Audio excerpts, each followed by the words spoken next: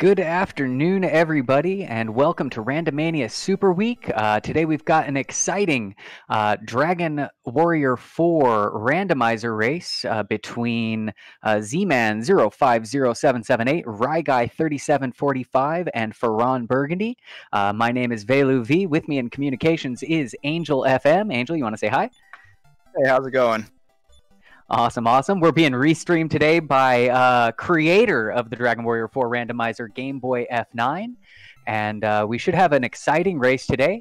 The randomizer is going to randomize many elements of the game, as well as include several quality of life improvements, such as speedy walking, fast text goes through. We're going to have super fast leveling.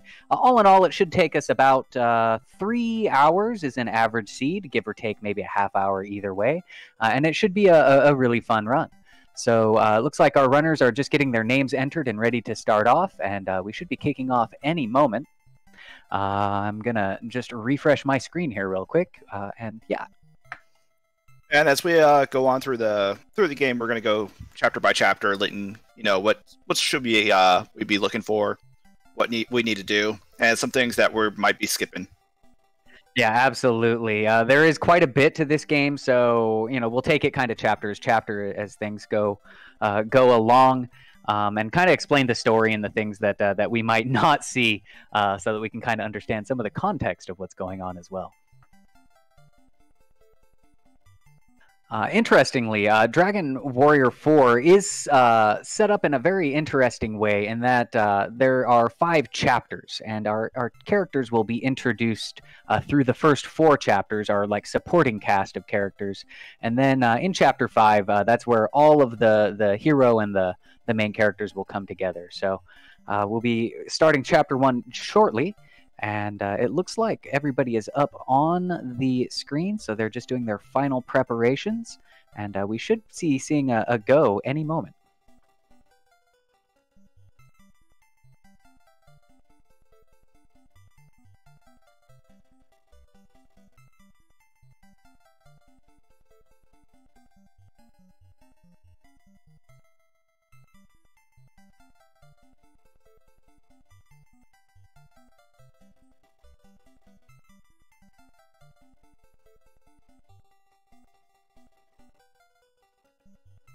We got Ryguy 3745 switching between fast through the numbers on there, making sure his controller's still going. I do that myself as well sometimes. I have a loose USB cable, so that's one good way to make sure that that you didn't get unplugged right at the start. We have the countdown going, so we should be starting here one moment. Awesome. I'm excited. Oh, it's going to be a fun race. Absolutely. We're seeing some of the top runners of the Dragon Warrior 4 randomizer. Ryguy 37 has been running for well over a year now. Ferran Burgundy about 6 months. Z-Man as well, and they're all quite good at it.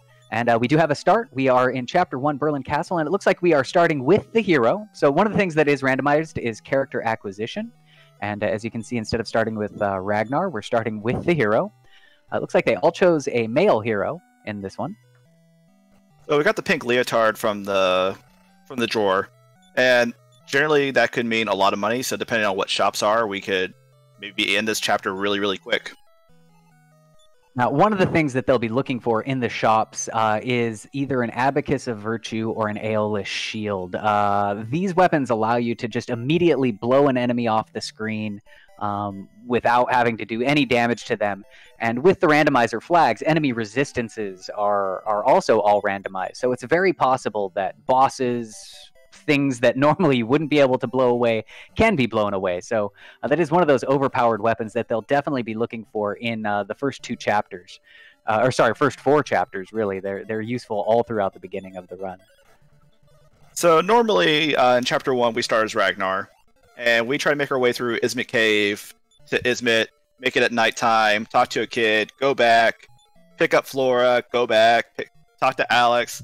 Alex lets us know, hey, there's this playground that the kids are in, that they've been disappearing from, and we should go check it out. And we do all that to get the flying shoes to get to the locked tower and try and end the chapter. But as you see, there's no there's no lake around the lock tower, so we can go in there anytime we want. It's pretty much a lock tower without a lock, right?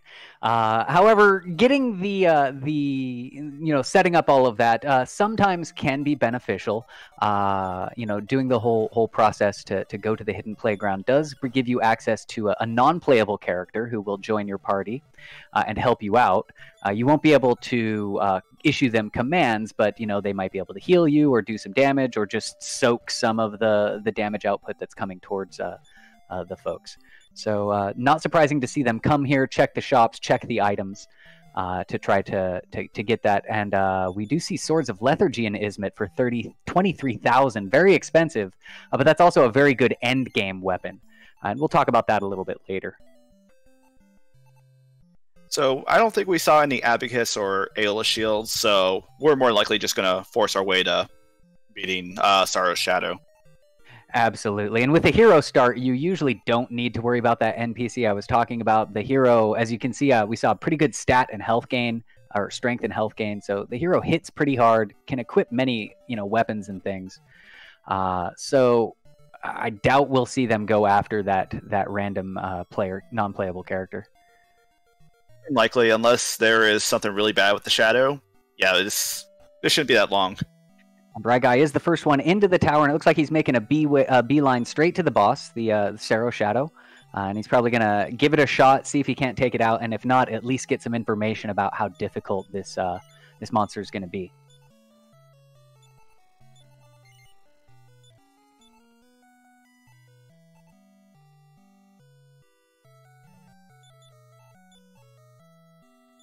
So here we go. There's no encounters in the monster room, so we just need to go up and talk to him.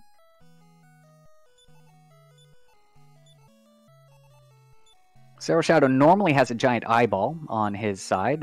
This time he has a Samana Beetle, so the extra enemies that can come with a boss is also randomized. And looks like Sorrow Shadow is pulling up some rather nasty healers that took out Ragai, 37-45, sent him back to Berlin Castle, and it looks like he's going to go straight back in and give it another shot. This is probably... He's going to maybe try, but at the same time, too, it might just be smart to level at this point. Yeah, I would say. Or perhaps grab some equipment. We see bronze armor. I think I just saw over 100 defense power on Burgundy's side there. Meanwhile, it looks like Z-Man is going towards the chests that are in the log tower, so he's going for some other equipment as well. Ragai does have a pretty good experience, though. He's already at level 5 from those previous attacks. Yeah, and it also looks like, too, the Sorrow Shadow's just getting really flustered, so he's able to just get a bunch of attacks in. Absolutely, and he's making a use of that Shield of Strength, basically cast the Heal More spell on whoever uses it. So he basically has infinite heals.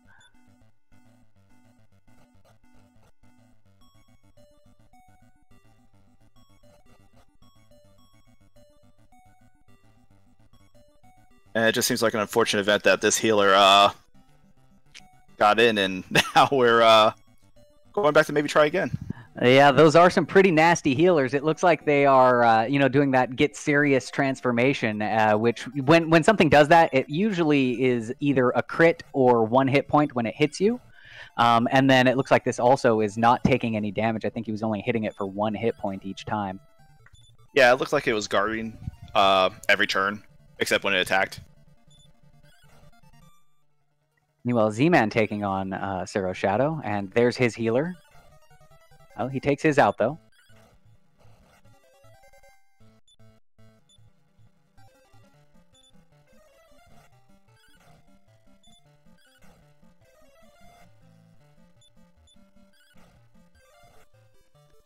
So we'll see how it goes. It's looking pretty good on Z-Man's screen. In Vanilla, the Sorrow Shadow has, I want to say, upwards of 200 hit points. So his hit points are randomized in the randomizer, but their base it's based off of the base, hit points. So he does usually take quite a few hits to take down. And he has done it. So it looks like Z-Man will be our first person out of Chapter 1. Yeah, Z-Man was able to take out that healer before it could look scared, so he was able to get it. Yep. Question from chat. Are these shortened chapters? So one of the randomizations that we have on is that there are randomized maps. And then there are a number of shortcuts throughout each of the chapters. And one of the things we did on this was we removed the lake surrounding the tower. So it certainly does shorten the time to be done.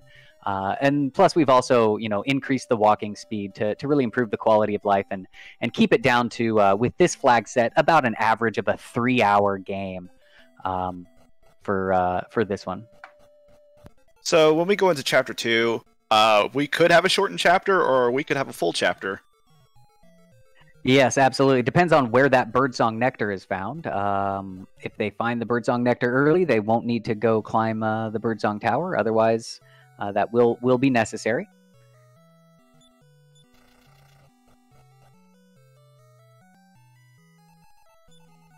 And as we enter to talk to the king, we're going to get a bunch of experience and see how much more powerful the hero is going to get. Absolutely. So again, the idea behind chapter 1 is that there's these rumors of monsters stealing children. You were sent on a mission to go save them, which we just did. And when we got there, we kind of heard the monsters talking about them trying to find the legendary hero. And so the king gives permission to go search for the legendary hero. We're the king soldier, right? So that's what we're going to do, is we're going to go search for that hero. And the game will progress into chapter 2 and introduce a few new characters. Looks like we had a 0 intelligence level there. Now you notice some graphical glitches on Ryguy 3745's screen. That does happen from time to time with the speed hacks turned on. Meanwhile, on Z-Man's screen, we are in Chapter 2. It looks like we are starting with Bray as our princess, so that will be the person who has to fight the character that has to fight the arena fight at the end will be Bray. And he's just searching the searchable chests in this area, and then he's going to go right on up and get out of the castle. So in Chapter 2, you are basically a princess, in this case Princess Bray, and the king's very protective and doesn't want her leaving the castle. And so she's kind of locked in there, but she really likes kicking the wall out of her room. And so that's what we're going to do, is kick the wall out and defy our Father King and romp about the countryside. So as we exit, we're going to have Christo, or fake Christo and fake Bray, depending on who we get. And it looks like Ragnar and Nara we're going to have. Right, and depending on what spells and abilities they have and their strength and everything, he's probably going to go straight to the chameleon humanoid. Oh, we are going shopping, actually. Probably still looking for that Abacus and Aeolus shield from before. Yeah, I mean, this is going to be our only opportunity before having to face the spirit. So if we happen to see something, it'd be nice, but it doesn't look like there's really much. I think I saw somebody had 53 attack power, so it shouldn't be too bad of a fight. Yeah, we usually think that, and then, things happen. I don't think he's checked his spells yet, so that can also definitely play into it. It's always nice getting like a defeat spell at level 1. And it looks like we got everyone into Chapter 2 right now. And Z-Man continuing his lead. He is the first one to the chameleon humanoid fight, which is just about to start. Humanoid joined by 2 demon stumps in a group.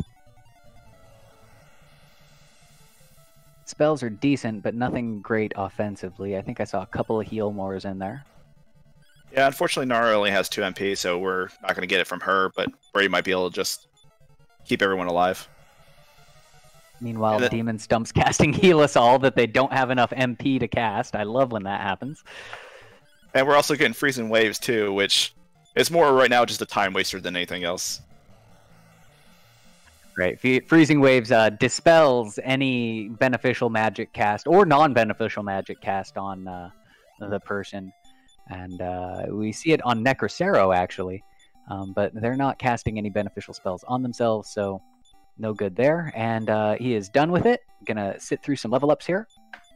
We want to pay special attention to Bray's levels because, again, he will be the one fighting the tournament by himself at the end.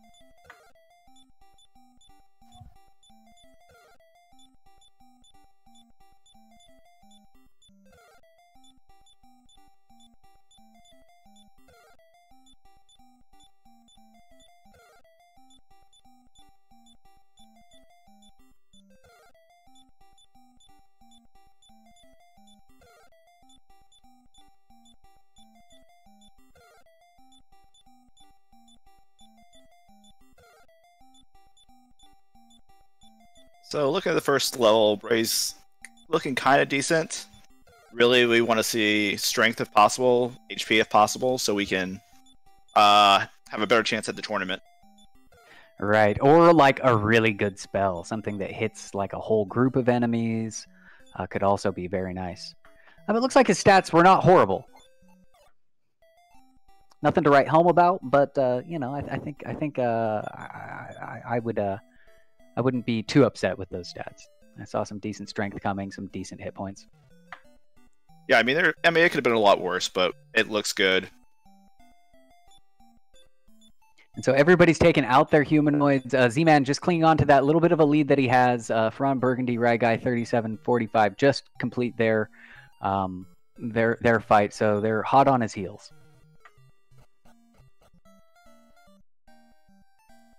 So as we're exiting Tempe, what we're probably going to start first too is going to the bazaar. There's a guard letting us know, oh, the king can't talk anymore. You need to come back. So what we're probably going to do is try and find the birdsong nectar, but Z's going into the cave first. Right, so this cave has 5 chests in it. One of those chests must be the golden bracelet. That is used to turn in to get a thief's key. But the other 4 might have that birdsong nectar that we're looking for. If it does have the birdsong nectar, he's probably just going to take that straight on back to the king and not bother with getting the thief's key. But if it is not, then he'll have to do a little side quest, turn in the golden bracelet, get the thief's key, and use that to enter the birdsong tower. And his final item will be in there. Now, there's also a chance that birdsong nectar could be in the bazaar. There is 2 searchable areas in the bazaar where it can be. So I'm a little surprised to see him go here first. It's probably just because it's the first place that he found. But I tend to like to get the free chests before I can. And actually, Rygai's in there, and I did not check to see if he searched the jars just yet. I think we're just getting there, but there are 5,100 Middle Babel armor. Middle Babel armor is usually pretty good if anyone can equip it. So that'll be something to take a look at later.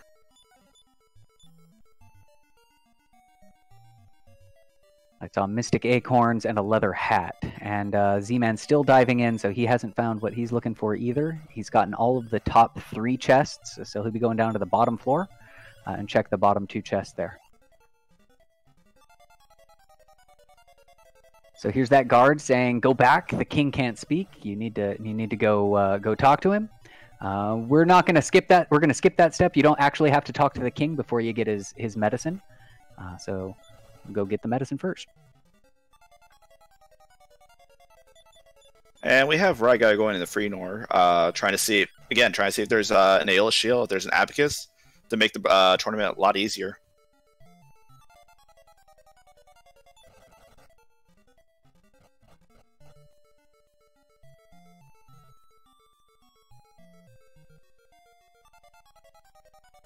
All right, we're coming up on another chest here.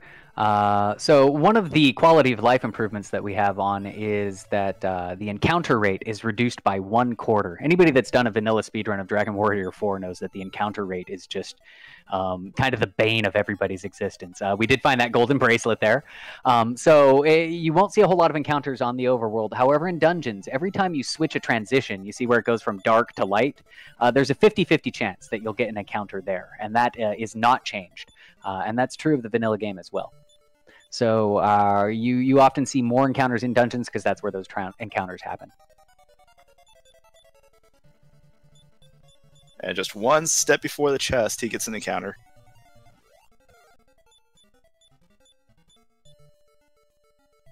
And so he'll be going for his last-ditch effort. We're going to find out right now if we're going to the Birdsong Tower, and it looks like we are. So in the town of, I think it's called Freenor, where Ryguy was just at the inn there, they're going to trigger a cutscene. And there will be basically an Elena, Christo, and Bray lookalike. They're kind of like the off-brand version of them. And they're pretending to be the royal entourage. And some ne'er-do-well thieves basically are going to kidnap the princess for a ransom to get the golden bracelet.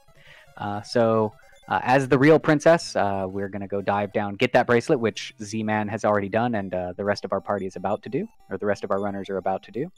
And they're gonna trade that, negotiate with the kidnappers to get the princess back, and in exchange they will give us the Thief's Key, and that'll open up the final tower, the Birdsong Tower.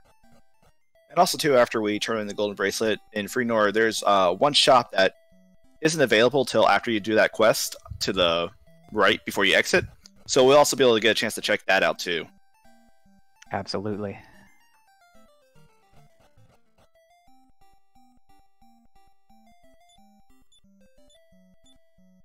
Z-Man hasn't checked the pots yet, so he's checking those before going into Birdsong Tower. A smart move. You don't want to climb the tower when it turns out you didn't have to. Yeah, and it also kind of worked out, too, where the bazaar is right next to Freenor, so you can just do that walk really quick instead of bazaar to the cave, back to Freenor. It looks like Ferran Burgundy has just gotten the bad news about having to go do his Thief's Key, and I think Ryguy is just about there as well. So still pretty close race, but Z-Man definitely hanging on to that little bit of a lead that he has. And I would expect, for the most part, the first few chapters are pretty linear, but once we get towards about 15 minutes into Chapter 5, that's where stuff's really going to branch out. But from here, the first 4 chapters, it really is just kind of a race from checkpoint to checkpoint to checkpoint.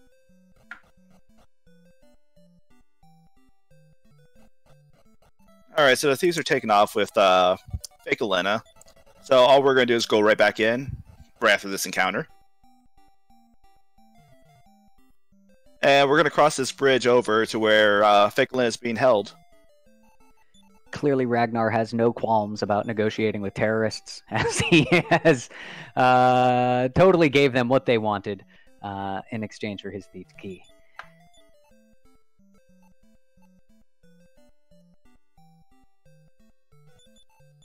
So yeah, that shop was pretty much a bust. Yeah, we haven't seen really any of the great stuff. I mean, broadsword's a great weapon, and everybody can equip it, so that's a decent get there. And should give Bray a little bit more of an edge. Yeah, and up to 99 attack power. So even if he doesn't get a good spell or doesn't get a shield, he should be able to handle the arena fight, so long as they're not smacking him really hard as it goes on. Well, also we have Bray with heal more too, so for like maybe the first three, 4 fights aren't going to be that much of an issue. So Birdsong Tower has 3 chests plus a searchable spot.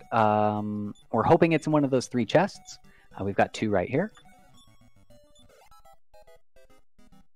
And there's the Birdsong Nectar. So on the in the 2 chest room is where it's at.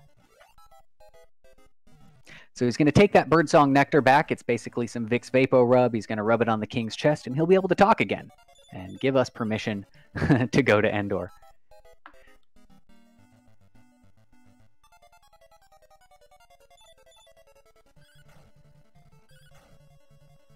So the way it's going, it's probably only maybe a minute lead for Z-Man at the moment, because everyone's going to get to the Birdsong Nectar pretty quick.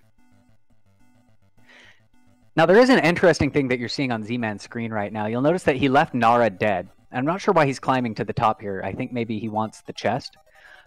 But with Nara dead, one of the glitches, I'm not sure if it's a glitch or it's intentional, but we call it coffin blocking. And so if you have Ragnar, Nara, and Bray, so if the middle character is dead, then all of the enemy's physical attacks can only go on the front character. So basically, all of the monsters will be punching Ragnar, and they won't be able to attack Bray. The only way that they'll be able to hit Bray is if they do like an area magic attack or a few other specialized attacks. But all physical attacks and most single target magic is going to be hitting Ragnar. So it's a good strategy, especially like Bray is the one we want to keep alive and everything. So good to see him using that coffin blocking technique. And unfortunately for Z-Man, going for that chest only ended up being a full moon herb, and now he's getting so many encounters and has not run from any of them yet. Yeah, I wouldn't be surprised if is he trying to fight this, or is he trying to take the Death Warp here? He was trying to fight it first. I guess now he's going to take a Death Warp because they just called the companions, and this is the end result. Fair enough. Deathwort. It's the poor man's inn. So it's looking like Furon's going to be the first one to give the bird song. And he'll be on his way to Endor here in just a moment. Yeah, just like that, Furon Burgundy takes the lead.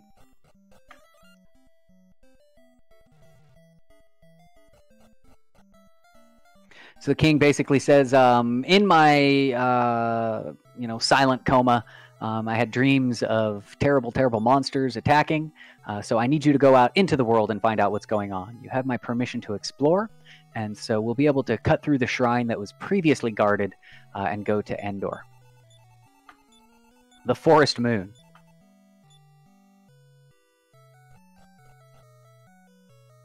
And I think when we get to that shrine, it's important to note that it is shaped like a Star Wars TIE fighter. So I think the programmers knew what they were doing when they named it Endor. That is actually something I've never thought about. Just looking at it now, yeah, it does look like that. I always call it the TIE fighter shrine.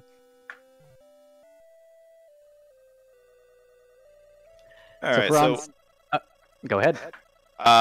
So we just got to Endor. Furon's gonna check these shops, maybe for any of our favorites. So far, it's been a bust, and he also might actually check the casino because we can purchase coins to maybe. Oh, there's an Aeolus shield for 10,000. Question is, do they have 10,000 gold worth of stuff to sell? I mean, he might be doing the casino grind, just exchanging money for coins, buy something, and then go ahead and sell it.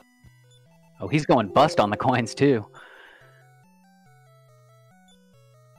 Dragon Shields for 116, so that means he's spending 1,160 gold for those.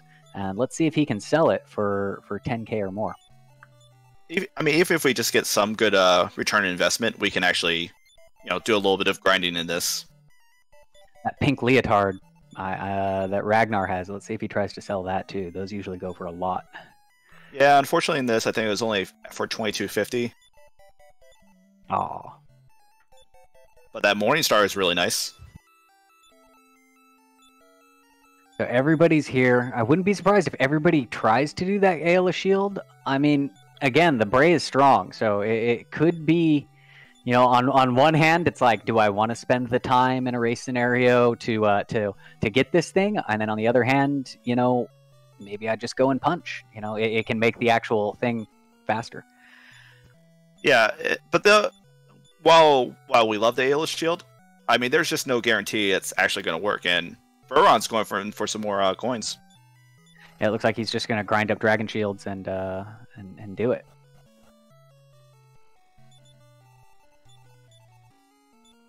All right, so Z-Man is talking to the king. So what's going on here is in Endor, the king has decided to do a tournament.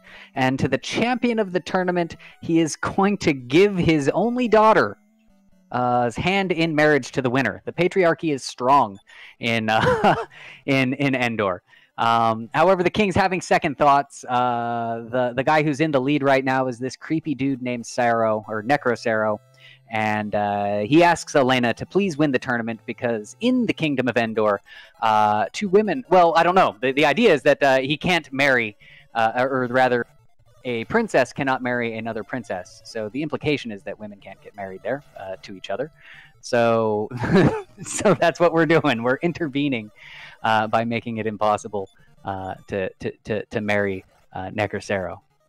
So we have Hun who changed expressions. So we're probably going to get some terrible blows for 15 damage apart. Right guy got through it, no problem. And Z-Man's kind of struggling through it at the moment. Yeah, and unfortunately that Aeolus' shield is not effective on him. So also not working on Vivian either. There we go, we got that one going. So just like that, we've seen the lead change about 5 times just in the town of Endor. Looks like Ryguy's just a little bit ahead now. He's made quick work of Samson, and with the Aeolus shield, it does hit everything, whether it's in a group or not.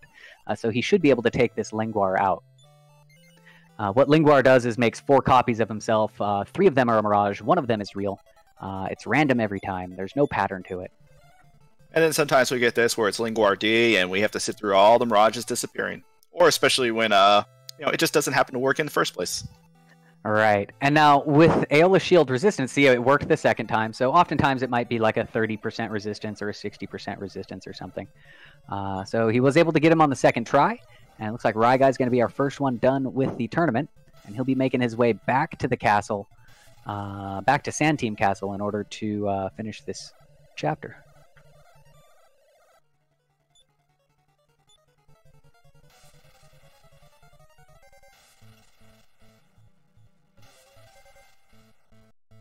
And it's looking like Z-Man's not getting any luck on the Aeolus Shield at the moment.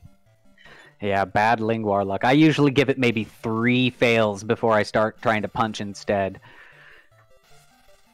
Yeah, that's about usually where I go. I usually go 3 or 4, and if I just feel like I'm gonna get too frustrated, I'm just gonna swing. That was the 3rd time in a row for him. 4th time. And Ferran Burgundy gets it on the first whack. So Z-Man went from first to last, just like that.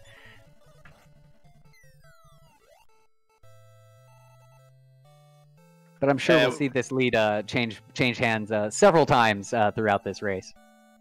Yeah, especially going into this next chapter, there could be a few changes here. Right, there's a lot of ways to approach that. So here we are in Chapter 3. Talon wakes up from a deep sleep, and he turns out to be Elena. So right now, pretty much Elena is Talon, because usually they don't start with a weapon. They have some armor, and they're usually not the greatest fighter till they start leveling. Yeah, pretty much. So the idea for this chapter is we need... so there's actually several shortcuts that are turned on from this. So if you're familiar with the vanilla game, we have started this chapter with all of the bridges built. So you don't need to do the side quest where you rescue the engineer from the Fox Village. As you can see, we can walk straight on over to Endor here and get through all of that. So that really speeds things up. Another thing that's turned on is in order to purchase the shop, like the whole goal for this is making money in this chapter. You need to earn 60,000 gold at the end to build a tunnel out of Chapter 3. And in order to do that, you're going to build a chest. And it looks like they have made their way to Chapter 5 areas somehow. That was Dire Palace. So that's an interesting turn of events. Yeah. With the newest update, we've been getting some land bridges like that, where we've gone into Chapter 5 land, being connected to Chapter 3. Yeah, so that's definitely... I don't know if I would want to be fighting monsters that are on that area. Usually Chapter 5 monsters are pretty rough. But get back to what I was saying. The shop normally costs 35,000 gold. We have that reduced to 25,000. There's an item that we can find called a silver statuette that sells for 25,000, making it the kind of de facto item you need to find to progress. So we'll probably see them diving caves to try to find that silver statuette. And while that's usually our goal, there is a possibility we could find something in the cave that might sell for 25,000, or maybe like you would do in Dragon Warrior 4 Vanilla, where you would take a piece of armor to the guy in Balmamo to negotiate a deal. We could also maybe do something like that to get the 25,000. Yeah, there's a number of ways to get there. My strategy usually is to go in and grab all the chests until I get the silver statuette, and then I use whatever I found to start my shop off with. So I usually do go hunting for that silver statuette, and it looks like that's what Ryguy's doing right now. Yeah, in this cave, what we're trying to do is we're trying to hit this button that will, hopefully he'll be approaching here soon, to be able to lower some of this water so we can get to these rest of these chests. And at the same time, too, when we lower the water, we don't have to go through that sailing part again. And this is what happens in Chapter 3, is death is very easy to come by. And if you die before that button, you are going all the way around again. Yep. But it is worth it. There's a total of 10 chests in that cave. There's 2 other chests in a different cave, in the vanilla Iron Safe cave. And there is one more item that might come from the whole Foxville business. So, there's 13 total chests or searchable areas in this chapter. 10 of them are in this area. So absolutely the place that most folks are going to go first. So with that death that Ragai had, now everyone is pretty much within each other. Yeah, I mean, they're one fight, who gets the extra encounter. Puts one person ahead of the other. Ragai makes it to the button this time. He's having a pretty good walk to the button too. He has seen very little encounters. And poor Furon just had to take a death there.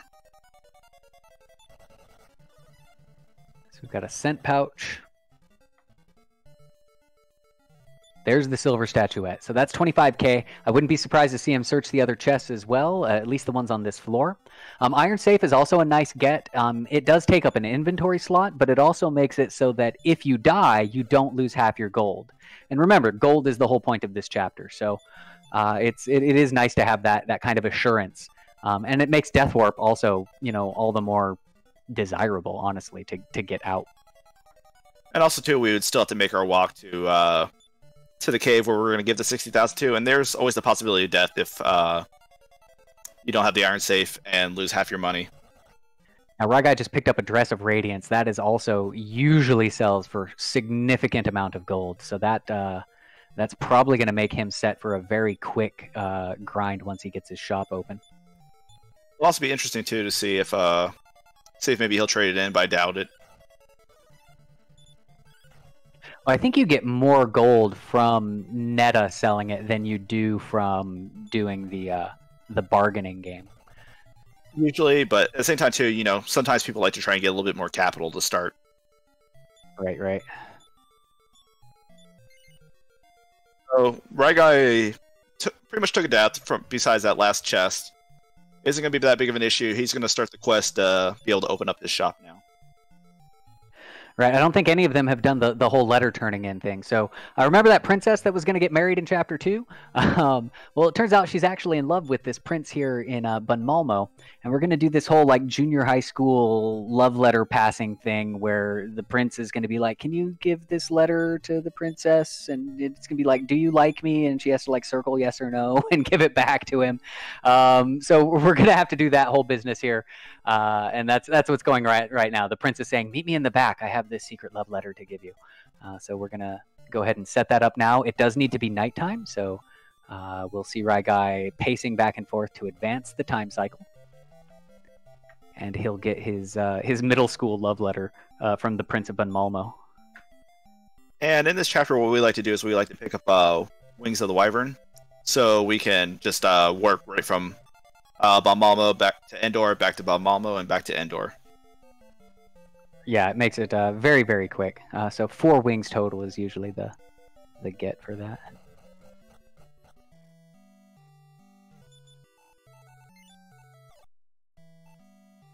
So there's the love letter.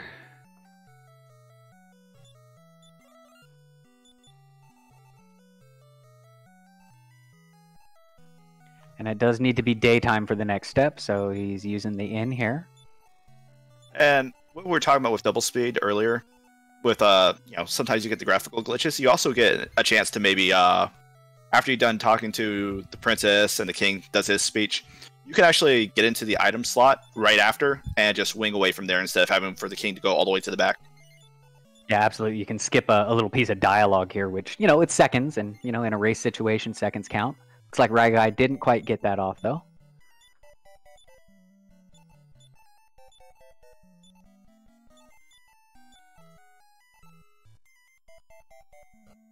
He's going to pick up another wing to get him home.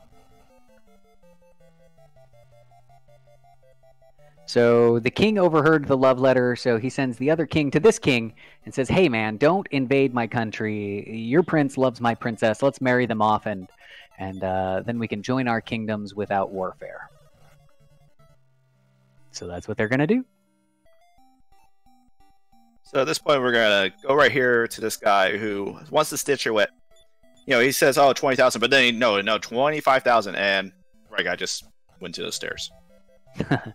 It's a master negotiator, that Ragai. So he'll be taking that now back to the king. He does have to talk one more time to the king to get permission to open the shop.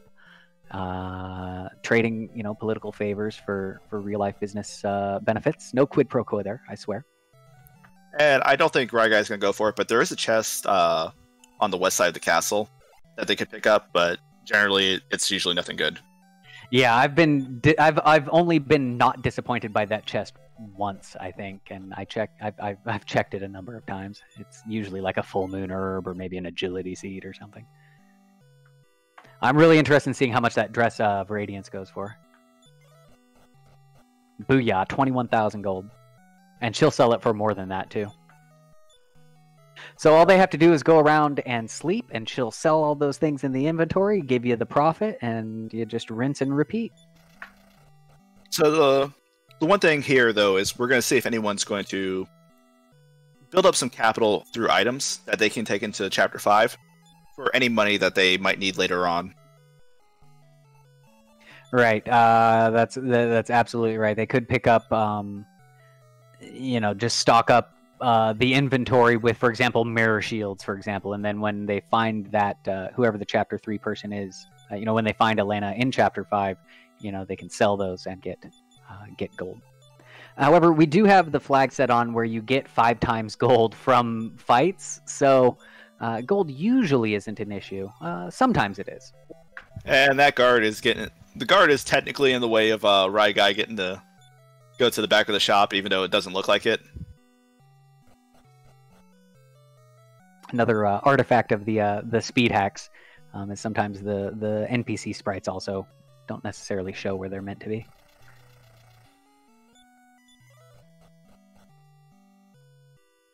We do have Z-Man going for that chest, though. All right, yeah, let's see what's in there.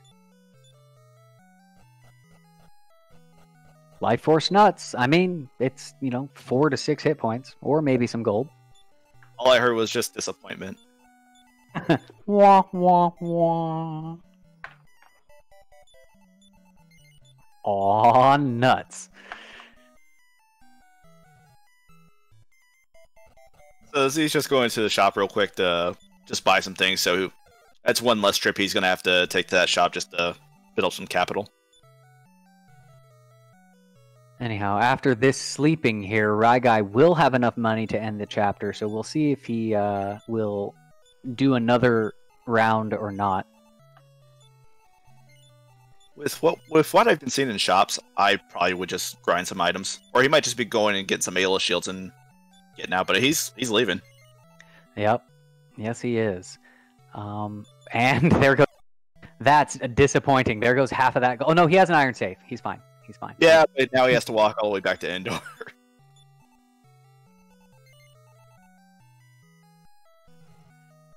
He'll go purchase the wing. That is the sad thing. Those mirror shields, that were 24k, it is an excellent shield, but Elena can't equip shields. So one of the things with the flags that we have on is each character can equip the same number of the same kinds of items that they can in the vanilla game, but what those items are all different. So Elena's a good example of that. In the vanilla game, Elena can equip exactly 0 shields. So in the randomizer, she can equip exactly 0 shields. I think there are 4 weapons that she can have in the vanilla game. So in this one, there are 4 weapons that she can equip.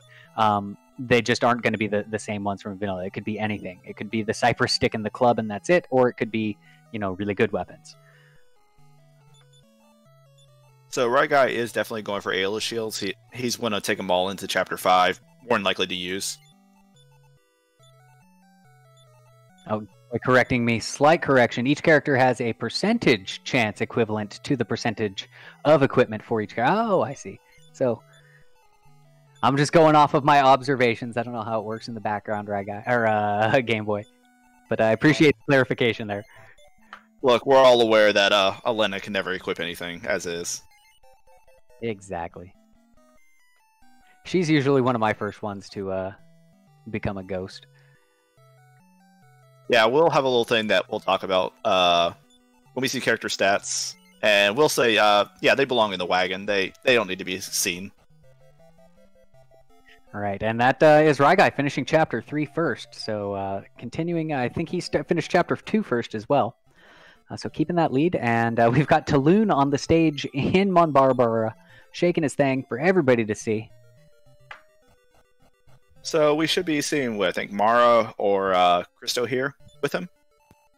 I think that's right, MTI. And yeah, I think so. Looks like Mara and Taloon.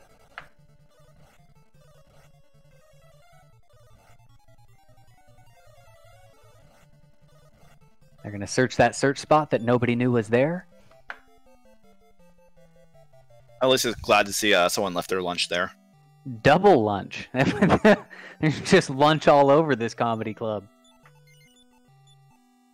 And it looks like Mara has some good attack, but Taloon's not looking that great. I'm just saying, I don't think I would trust any lunch that came out of somebody's underwear drawer. Like, that's just kind of ew. Look, I mean, you never know when you need a backup lunch.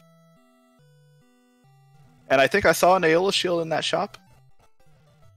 I missed it.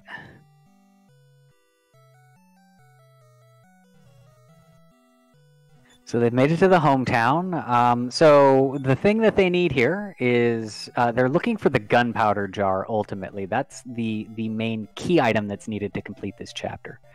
It can be in any of the searchable areas or any of the caves that are here. We didn't see it in the hometown, so most likely they'll be going to the cave where the NPC Orin is kept. And Orin is also necessary. He's kind of our magic key, and he'll open the door for us. There's 5 chests in this cave, so we'll probably see Ryguy searching the chests on the way down to Orin, and then he'll have a decision to make of whether he wants to go deeper or go to the Actemto mine, which has 3 chests in it. We do have everyone into Chapter 4 now. Furon's going to be going exploring here in just a moment, and Z is doing a little intro right now.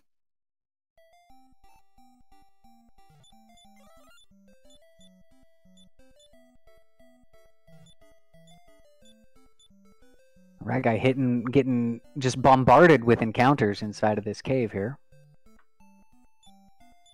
Looks like he's already lost one of his party members. Taloon's gonna mow down on that lunch. You know Taloon never misses lunch or second lunch or 11Zs or any of those.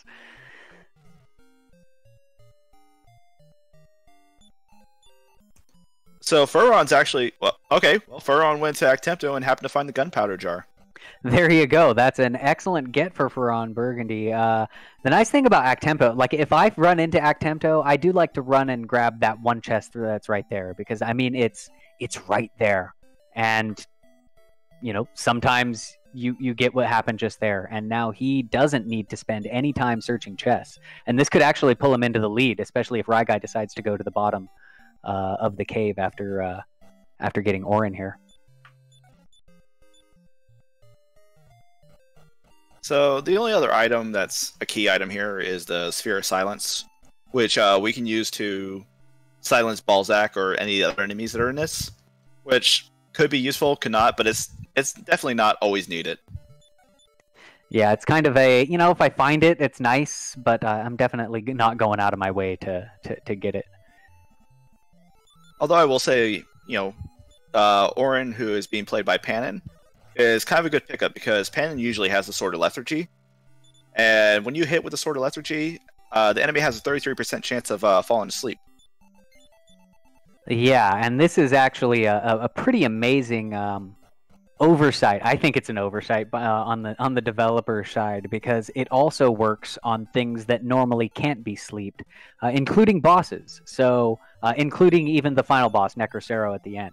So having those Swords of Lethargy, we saw they were for sale in a number of shops for 23,000 gold as well. If you can equip your party members with, you know, 3 or 4 Swords of Lethargy, you can pretty much keep any boss, any monster sleep locked while you just, you know, beat them down and kill them with this powerful sword. It also has, you know, an excellent attack power.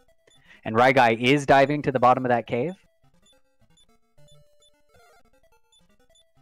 Oversight, feature, exactly.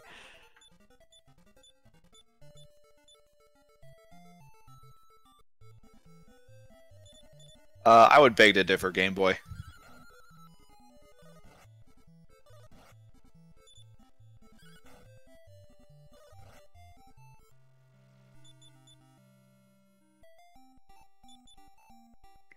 And so Ryguy making the long trip to the bottom. This is a long cave to go down. There's all these transitions. Again, each one of those transitions is a 50-50. So this is going to be really good news for Ferran Burgundy, who now has everything he needs to get out of this chapter. He just needs to get out of this cave. Even a death warp would be not frowned upon. And there is absolutely nothing in this cave besides the Sphere of Silence. And so it looks like Ryguy is setting up that death warp. You'll see he switched the coffin block so that Talon is the only one that gets attacked. And then he's going to use that 50-50 chance on the transition to ensure that he gets a quick encounter to send him back home. And I appreciate Pan putting one of them to sleep just to make it harder. He must have some decent armor on. Oh, there we go. Paralyze works. I was going to say, it was looking like a long death warp, but the paralysis also sends you home.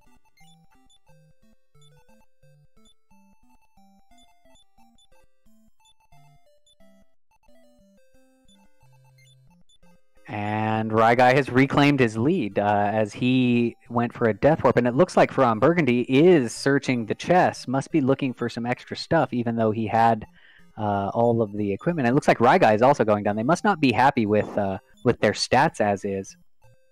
Well, I mean, you have Mara, who has not gained any levels, and maybe they're trying to go for the Aeolus Shield. Maybe have an idea, just bypass a bunch of this. Right. I hadn't noticed that his Mara is only level 1 still. It's both of them, huh? Yeah, Mara's taking a death right away every time. And then boom, 27 hit points. That might have been on Talon. Yeah, Talon's been getting a lot of HP. Mara got some HP, but she has no strength at all. Gotta love those tanky Talons. So in chapters 1 through 4, Talon doesn't have his goof off insanities, but in chapter 5 he'll be able to do. He has basically a 50-50 chance of either doing the attack that you told him to do or doing, just something off of his table of stuff to do, and they can range from really really good, like just kill the enemy off, to really really bad, like hurt yourself. I heard you want to increase Necrosaur's defense. Here you go.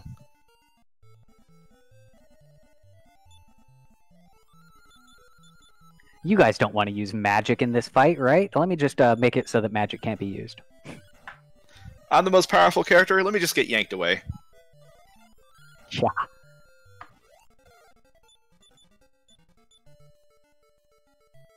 So more than likely, you're not going to see Talon in Chapter 5, knowing these runners. Sword of Lethargy. Oh, there is a Sword of Lethargy. That's really, really nice to see right now.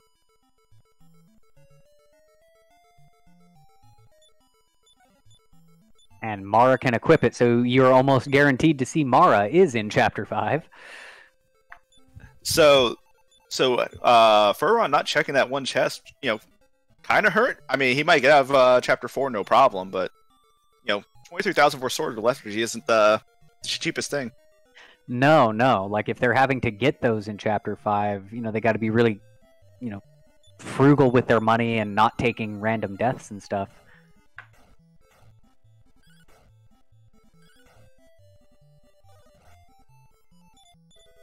And we have Ferran entering the Balzac fight. So let's see what we have. A Balzac and a Bison Hawk. Looks like he is using that Sphere of Silence.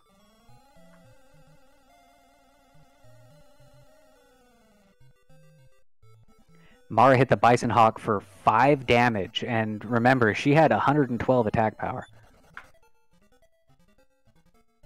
Oh no, that was Ryguy's Mara. Never mind. Yeah, I mean, and it does not look like it doesn't look like Ferran's getting any damage in right now. I mean, at least we have Panin, who did 55, but Talon and Mara aren't doing that much. Yeah, Panin having that default sort of lethargy. So the NPCs are scaled to their chapter. So getting Panin in chapter 4, he normally comes from the middle of chapter 5. So usually he's very, very strong. But he's scaled down a bit because he's coming from chapter 4. But since his equipment is a sort of lethargy, he still gets that attack bonus from that, as well as the 33% sleep. Game Boy F9 asking, can you transform into NPC? Actually, I've never tried.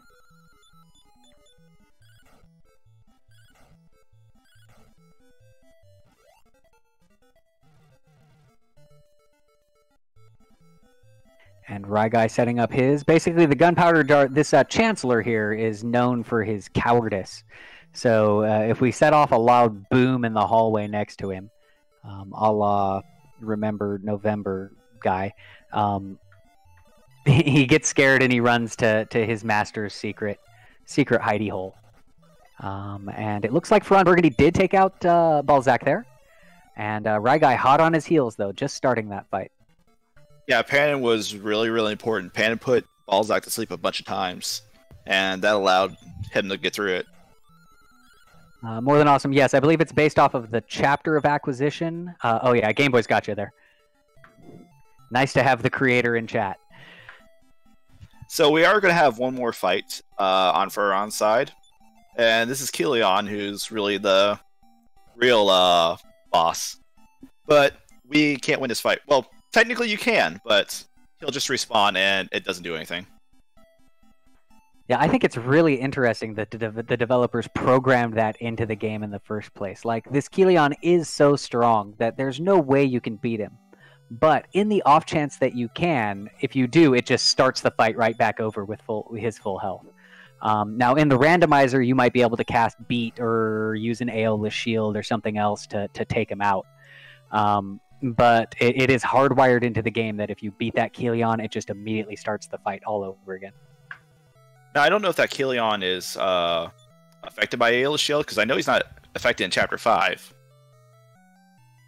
I've done it in the rando. I've done Aeolus Shields on him. I've defeated him. I've beated him. So now in vanilla, he's not, but...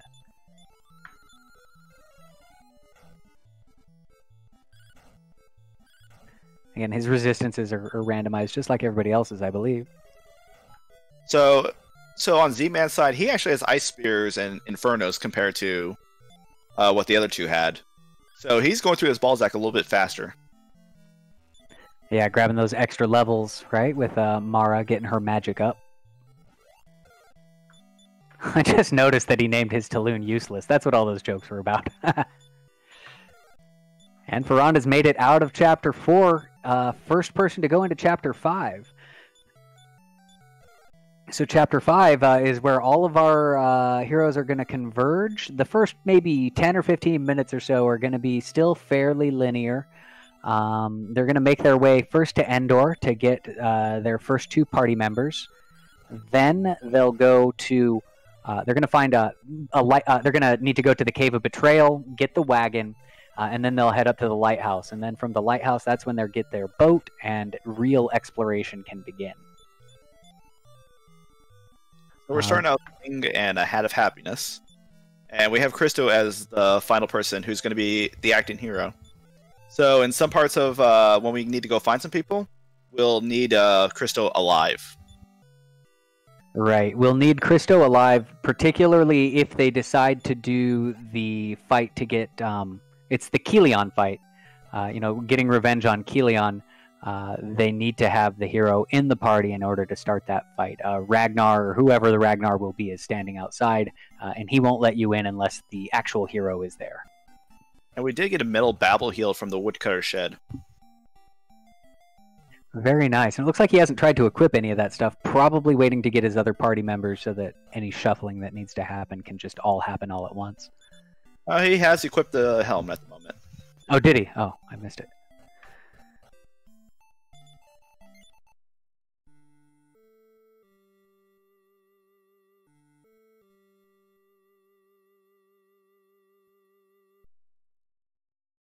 Right guy picking up Abacus of Virtue for 420 gold, or at least seeing it there for 420 gold. 420 expel it.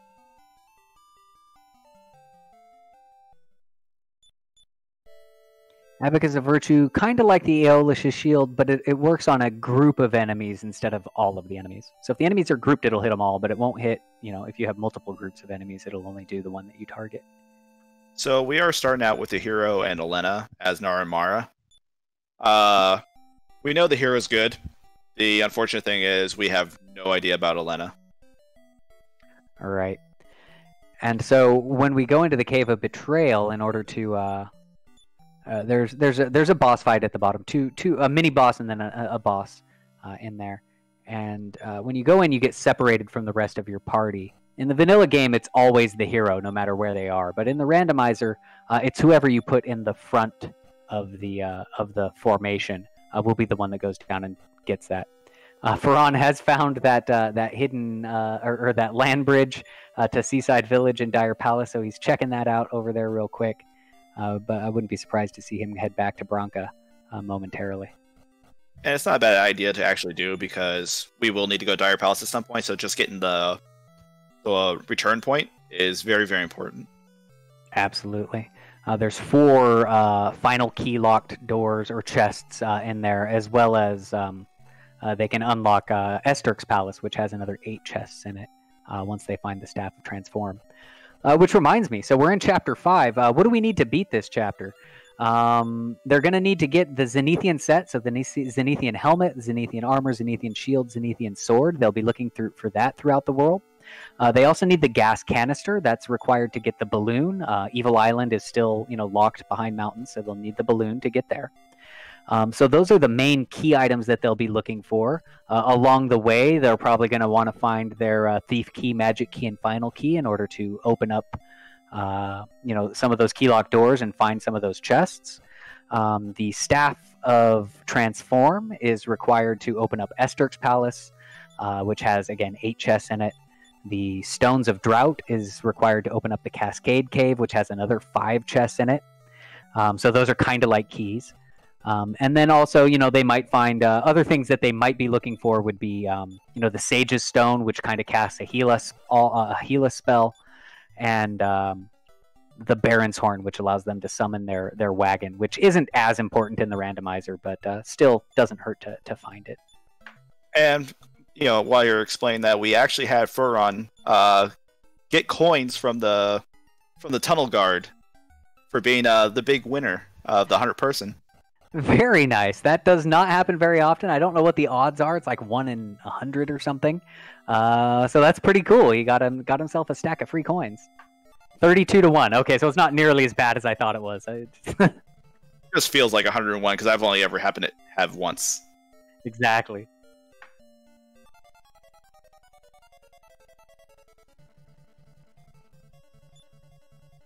I think you need to program it, Game Boy, for it to be a 100% chance, but he gives you a gum pod.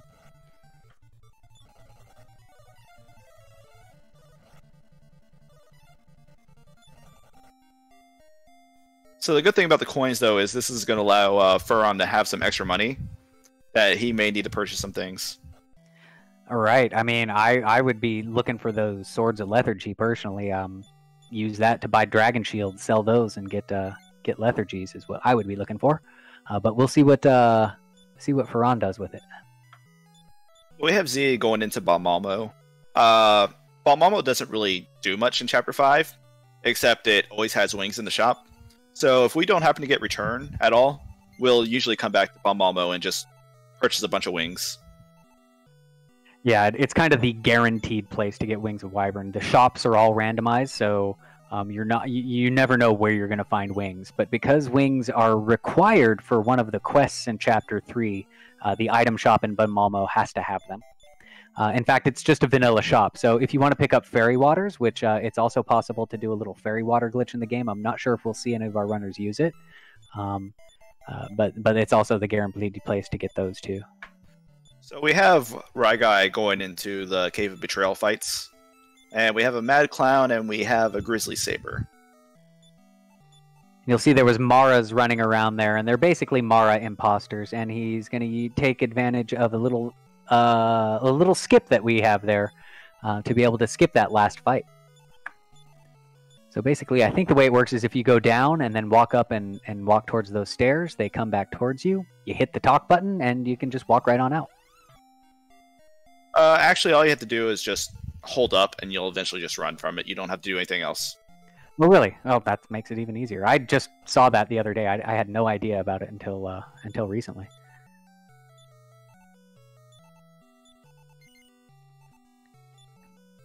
So Ryguy has picked up the Symbol of Faith, which we are going to go to see whoever Hector is, and say, let us through, please. Exactly. Now, the one disadvantage to not taking that fight is he doesn't get the experience, which, you know, take it or leave it, it's not the end of the world, but it just means that that one character, in this case, you know, Hero, isn't as strong for the next fight, which, again, I think they're fairly well balanced, and it's probably not going to make that big of a difference. Yeah, generally, you know, it's not that much of a difference, but, you know, if you're just trying to find something, maybe to find return, you know, just to get the experience, or find a spell that, you know, might be helpful in the lighthouse. But for the most part, you're probably not going to really need it. Right, especially with all these Aeolus shields and Abacuses of Virtue floating around, it's, yeah, experience is whatever.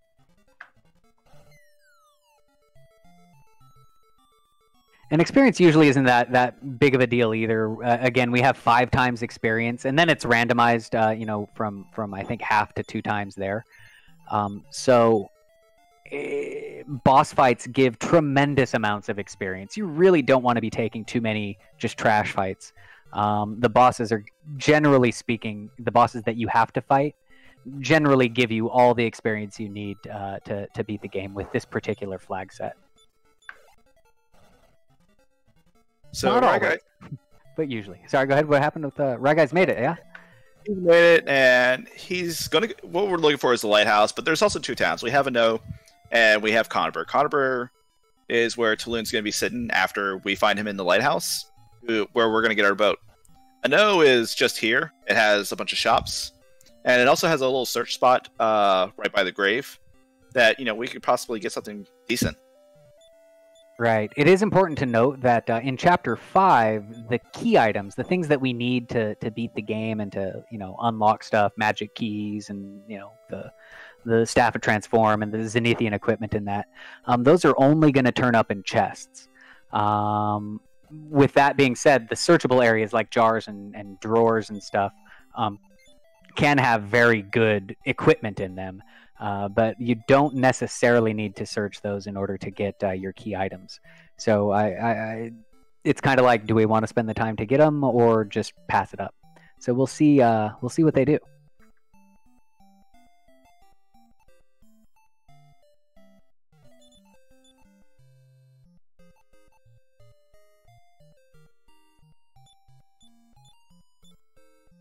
You have everyone in No right now. We do, right? And we have an iron mask sitting by the grave. It's a pretty good helmet. I think it's one of the best helmets in the game, right? It's one of the best, and also too, I mean, there's a possibility, you know, it could be a decent selling price too.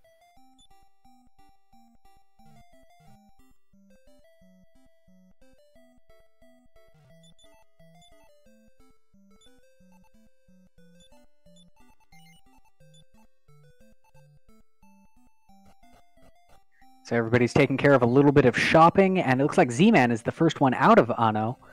And look at all of that. There's the little castle corner up there, so I'm sure as soon as they get the boat, they'll be making their way there.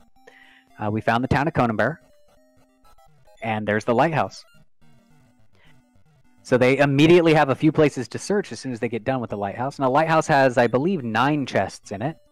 We'll probably see them search them all again. At this point, their Zenithian equipment and their key items can be in any chest moving forward. So generally the mantra is enter a cave or a tower or whatever, clear that cave or tower. So there are some good things about clearing at least all the chests in the lighthouse.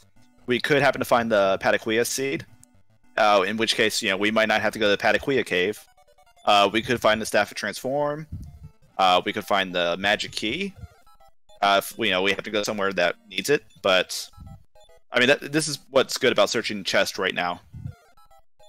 Absolutely. And then, of course, in order to beat the lighthouse, they have to find the Fire of Serenity, which has to be in here. and their Staff of Transform. So that opens up Esteric's Palace as soon as they take it to Dire Palace and go through that little cutscene. So seeing the Staff of Transform, we're probably not going to see the Pataquilla cave unless the Pataquilla seed is in there.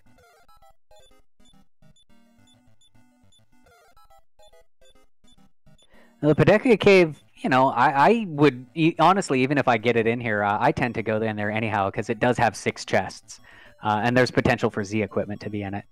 But we'll see what our runners do with it.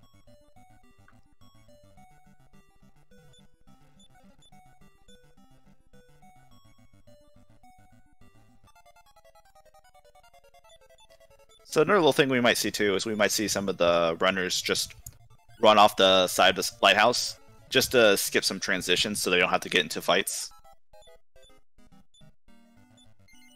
Right. The biggest slower of time is the encounters. So anything to reduce the chances of getting one, you're going to do it.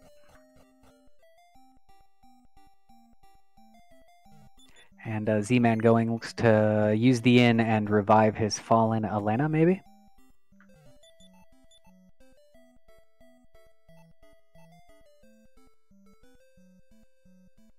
I mean, we'll see. I don't think Elena is... I mean, or maybe... I haven't seen any of the levels on Elena yet, so I don't know if she's decent or not. Yeah, maybe we'll just be using her to coffin block. That's also a viable... she's better, serves us better dead than alive.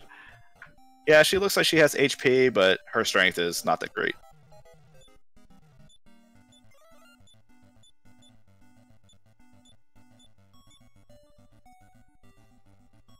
And that's exactly what he's doing. He's putting Orin in front, so Orin will now be soaking all of the physical damage that comes towards this party.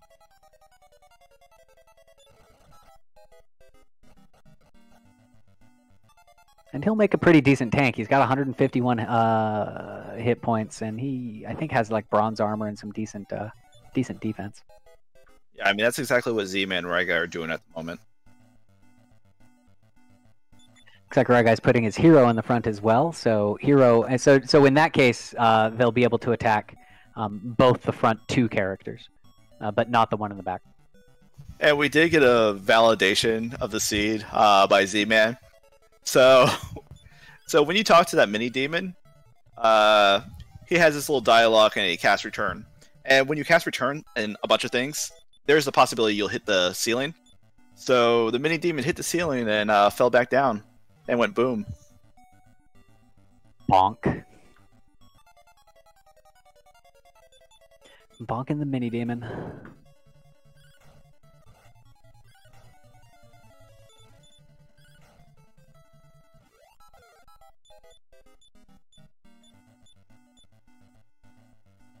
Picking up another Christo level there, or Critzo, as many of our folks like to call him.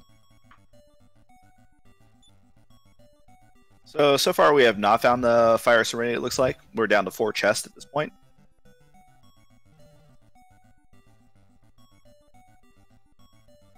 Yeah, we've got 2 off to the left here, 1 on the next floor and 1 on the top floor. There's that Fire of Serenity.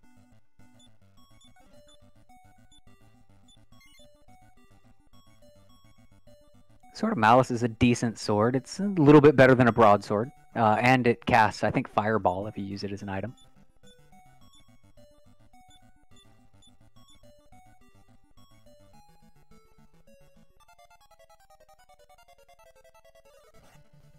And apparently the Crested Viper has a 5-hit crit, it looks like. Well, isn't that just lovely? Yeah, I mean, there might be the possibility you'll see some terrible blows, ranging anywhere from 15 to, I've seen 1,000 plus. Yeah, sometimes like Bakor in particular, I've seen some horrible Bakor crits for well over 1,000.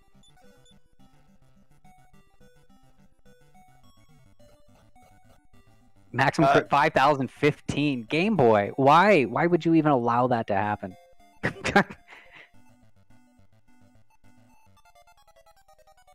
Alright, so Z-Man's made it to the Lighthouse Bangle. And it is actually going to be a triple Lighthouse Bangle fight. Yeah, that's 3 of them. That's going to be so much experience if they actually kill them all. So if you have like anything to do right now, you might want to go. If you have anything you want to do right now, you might want to just walk away for a moment because Z might still be getting levels. Oh, but they're casting increase on themselves. So defense has to go out to counteract that. Increases their defense power, and they're both casting it.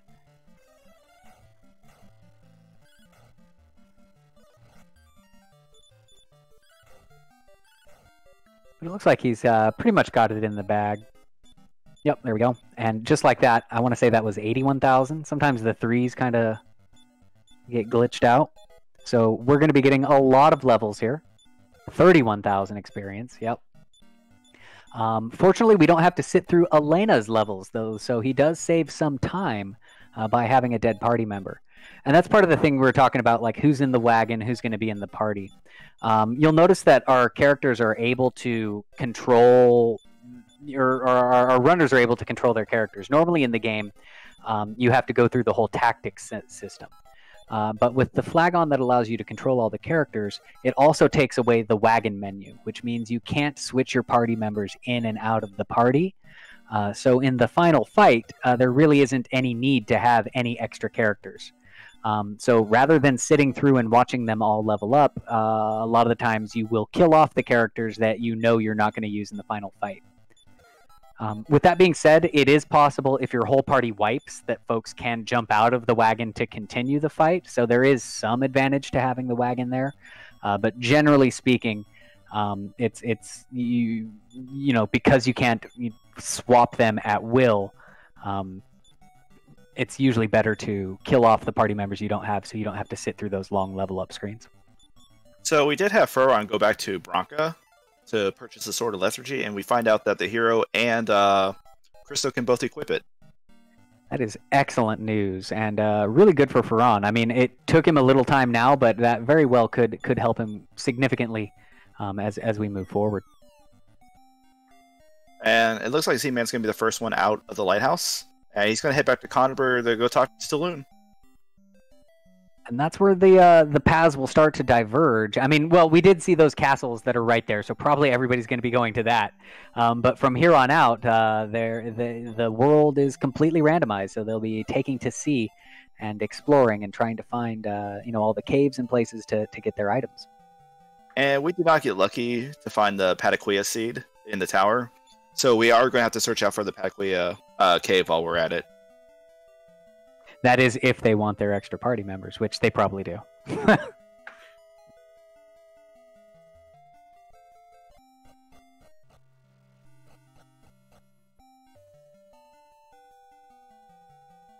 Z-Man finding his hometown again. There's the world tree. And Godside. Right, Evil Island there. They will need the balloon to get into that, but that little square area is the Evil Island. So you will see probably some of our runners do this, where they are going to pick up a leaf of the World Tree, so they have a revive, and they'll pick up this one chest only, just because it's a quick check. Otherwise, the World Tree is probably something we're going to check last, for the most part. Right, you have to go up it with 3 party members if you want to get the last chest, because there's an NPC that will join your party, so you have to have an open slot for them, and he'll just block the way if you don't have only 3 in your party. And we have Stancia that Z-Man's found. He also passed the Cave of Breaking Waves, which is another one of those, we don't really want to do it, but we're going to skip it for now till we get more information. Right, he needs a magic key before he can go in there anyhow, so it's a 3-chest cave. Basically, there's 3 places that have 3 chests. The World Tree, the Shrine of the Breaking Waves that we just went by, and the Royal Crypt. They're not really high up on the priority list because there's only 3 chests in them. And we do have a 16k Sword of Miracles. And it looks like that's what my Z might be going after.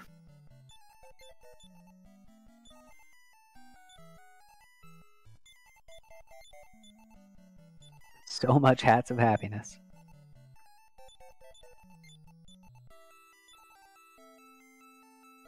And Furon sitting through his Lighthouse Bangle level ups here. So everybody will be boated shortly. So we're in the kingdom of Stancia on Z-Man's screen. So the Zenithian Helm is still acquired exactly the same way as it is in the vanilla game. You go to Stancia, you have to pick up whoever the Panin NPC is, and the king there will give you the Zenithian Helm. So it is kind of the one item that we know where it is always. Now they have to find Munbarbara to get the Panin NPC, but they are all set for that. Looks like we found Soretta, so as soon as they find their Pedekkia key seed, they'll be able to get the root for that. And here's the cave.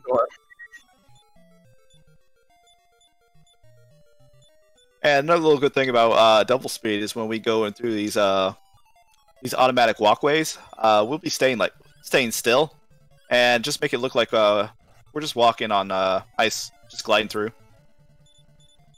Yeah, and there are actually encounters on those tiles in the randomizer. On the vanilla game, there are no encounters on them, so that always throws me for a loop when I'm like, why did I get an encounter here? And Ryguy has taken a different direction, and he has found Burland area, it looks like. Well, he did find Izmit. We'll see if Berlin's right nearby. I'm not sure if he has a Thief's Key. Thief's Key comes in somebody's inventory. I still haven't quite sussed out exactly how that works. I think it's whoever is the Elena of Chapter 5. Maybe it's in the hero's inventory. And Furon's about ready to start his travels, so everyone's not too far apart from each other.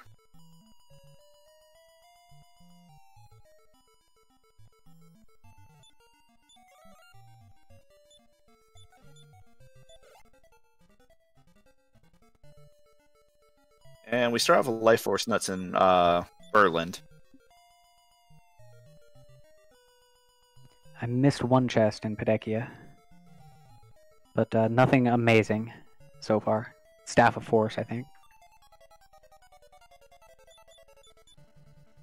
So far, Burland's been a bust, except for like a Staff of Healing.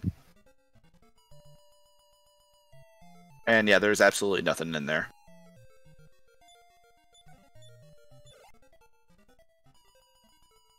Magic Key in the Pedekkia Seed Cave, so that's a good get. Magic Key is going to open all kinds of doors for them. That Shrine of the Breaking Waves, the Shrine of the Breaking Waves we were talking about earlier is now open. There's 4 chests and Endor that they can now grab as well.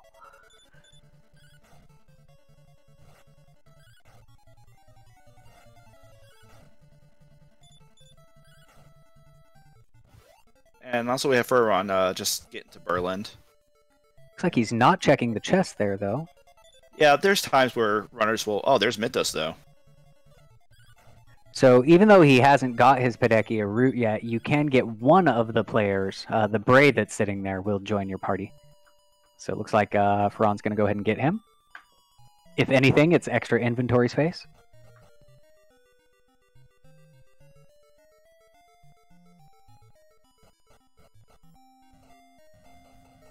And this is where it gets crazy, trying to watch 3 screens that are all doing different things all at once. Yeah, right now we have Ryguy just selling stuff in Berlin. We have Furon checking the shops in Mintos, and Z-Man just got his Pataquilla route here. So when he finds Mintos, he can actually pick up all the characters, all 3 characters that are supposed to be in Mintos. Very good. Where did he find the seed at? I totally missed his getting the seed. I mean, he had to find it in the cave, because the last 2 chests were the Magic Key and something else, and it wasn't the Pataquilla seed. Right. Must have been that one chest that I wasn't looking at.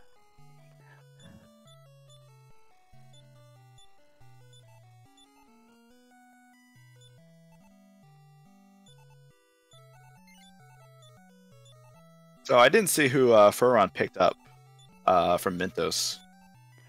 I don't think he's checked quite yet.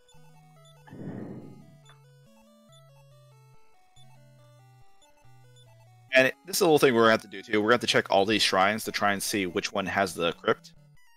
So in this one here, though, there is a search spot that Furon's checking, and he finds the crypt right next door. Now we won't come back to the crypt until we get the final key, because it's completely closed off at the moment. And final key is also achieved in the same way as the vanilla game through the whole Gardenburg quest and defeating Bakor. But where is Gardenburg? Where is Bakor's cave? Nobody knows. Tramp Royal asking Berg. So runner's name is Ferran Burgundy, so that's he named his hero Burgundy, I believe. Yeah. And we did have Z come and find Baker's Cave, which is going to be very important after we find Gardenburg and start the quest for the final key. Right. Once you get that final key, it really is on. There's tons of free chests in caves and in towns and things that folks can go to. And just all in all, it's a final key. It opens like all the doors for you. Yeah, and that's probably the reason why Ferran decided not to go to Berlin. He's just going to do all the checks after he gets the final key. And of course, if you like what you're seeing, make sure to give our runners a follow. Ferran Burgundy, Z-Man050778, Ryguy3745. They'll appreciate that, and they run these randomizers. They race them fairly often, as well as other games as well, just like it. And if you like what you're hearing, be sure to follow my co-commentator Vela V, as he runs this too. Good runner in his own vein, and you can follow me too at Angel FM. Again, if you like seeing Dragon Warrior Randomizer played at a very adequate level.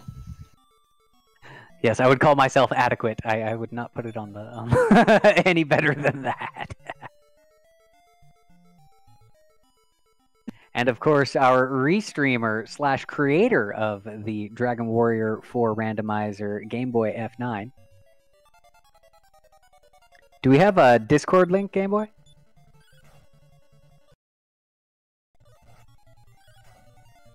If we do, there's a Discord. All of the Dragon Warrior randomizers, the NES randomizers, are in the same Discord, and it's a great community. Folks are more than happy to kind of get you started, give you some pointers to get you going, as well as like links to where to download all of the programs to get this ROM hack going.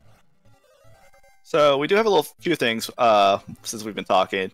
Ryguy has found Santim, which we may or may not go to, depending if we decide we want to go to Kelion and get our final character. We have Z-Man currently in the Shrine of Breaking Waves. I didn't see what the first chest was, but currently right now he's trying to get to the last two. Absolutely. The thing with Santim is it's another boss fight, but there are 3 chests there, so it's another one of those. Do I want to spend the time fighting a boss? But the 3 chests are just right there, so it's usually a pretty quick one, as long as you've, like I said, killed off party members so that you're not sitting through a bajillion unnecessary levels.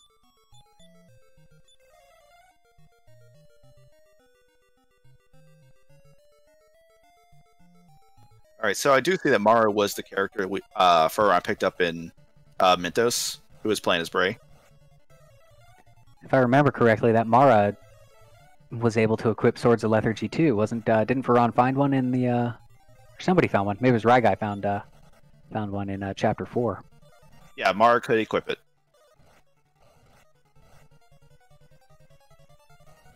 Ferran touching Bakor's cave. And this is one of the things about going to the Shrine of Breaking Waves, is there are a lot of powerful enemies, and there is a possibility of wiping in this cave that, you particularly want to get this done now if you decide to do it and not have to come back. Yeah, absolutely. And looks like it was a bust. I mean, there was a Robe of Serenity, which is a decent piece of cloth armor, but it's really nothing that he's looking for, so check that one off the list.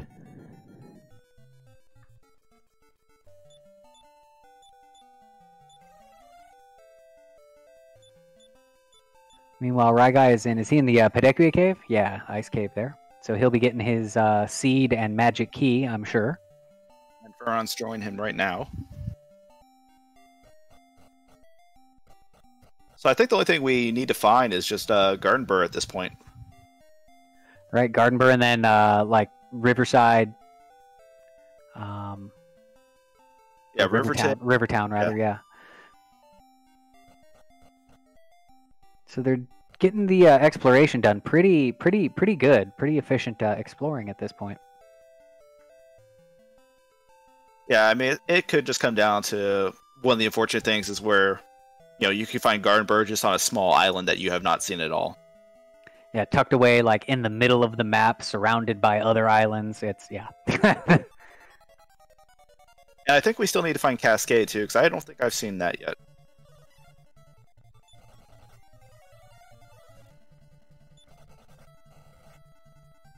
That's my go-to thing in this game is losing the one town that I need and having to search all around the map over and over and over again like I'm doing circles. Yeah, that's how I feel about with like the little like tree, like crypt, because it's not there on a return point, so I don't always remember where they are off the top of my head. Yeah, and good luck making a map of this one. I mean, at least in this, it's 128 by 128. It's not 256 by 256.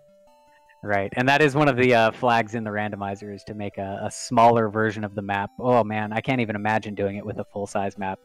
I haven't even tried it yet. It is a lot of long, winding paths, from what I can tell you. Yeah, you can just see how these islands interlock with each other and snake around, and if you don't have your balloon, good luck. All right, so we found Mombarbara, which is actually good. He's already set up the Stancia, so I'm kind of surprised to see him not go in and get his Pannon. But maybe he's just trying to find all the other stuff first and then kind of do that last. He's got Helion there. Yeah, usually I always get the helm last. So maybe I'll set up Stancia, but I just never go get the NPC while I'm there. And we do have a big land that Z-Man's fine, so hopefully we find Gardenburg here. And maybe we can start and try and get the final key. And there is a cave. There's the Cascade Cave. I don't think we found the Stones of Drought, so they won't be able to access that. You also need a magic key for one door and a final key for the other door, so it's pretty much a final key and Stones of Drought locked cave. Meanwhile, Ryguy making his way to Endor. There's 4 chests that he'll be able to go here. So he's going up into the king's bedroom where he's going to raid his underwear closet. We see the princess and the prince of that got married earlier are also there. And I appreciate that one guard just standing by and then, oh yeah, you can go. You're fine.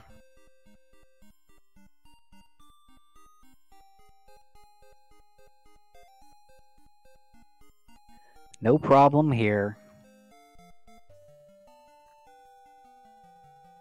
So really nothing in the king's chamber, but there is also the hidden door here.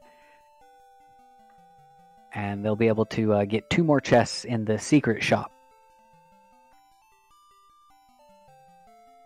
As Ferran is going to be disappointed by his... what's this cave called? I call it the Zenithian Armor Cave, but... Trying to breaking waves. So it looks like nothing of note in Endor.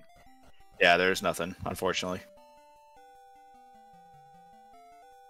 So, I mean, this might come down to try and find Gardenburg, whoever finds Gardenburg quickest. So that way we can get a lot more checks done. Yeah, pretty much, because I think they've more or less exhausted... Well, it's kind of hard to keep track of who's gone where, but I think altogether, I think they've exhausted most of the places that can even be searched at this point. Yeah, really short of maybe getting Kelion, fighting Kelion and then fighting Balzac too, and getting the chest and sand team. That's a magic key door. Yeah, or we can go to Keeve's cave that we will never ever do until the final moment. Ryguy found the Foxville from Chapter 3, so he's about to get bamboozled here.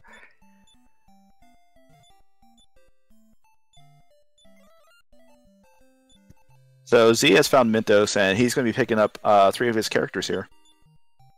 Yep, getting himself up to 7 of the 8 together. Ryguy making a little wing stop here.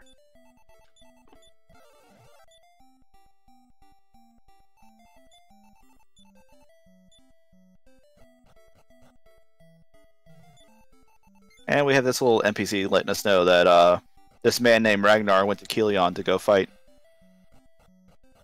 Right, and that then opens up the ability to that's kind of the trigger, or the story trigger to then advance and be able to get your final party member. And unless we really need to go to Kilion for Santeem, I don't think we're going to see that since it looks like Taloon is going to be the last character. Yeah, who wants that? Unless they are hurting for experience, I certainly wouldn't go Mr. Useless.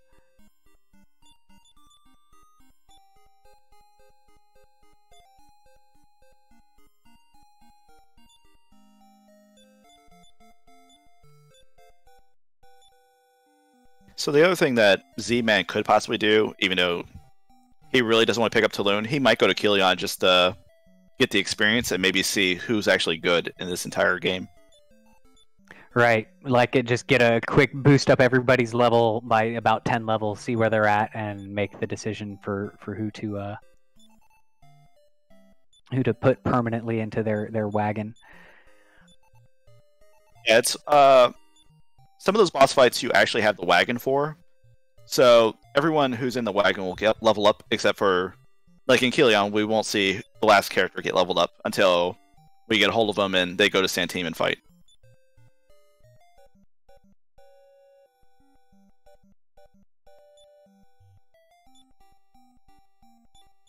I think it works like if you went into a dungeon or a cave, then the wagon, unless the wagon's with you, they won't get experience. But if it's in like a town or like something you can wing out of, then they will. At least that's my working theory. Well, we did get to see Raigai try to wing out of the inn at Mentos and hit his head. Bonk.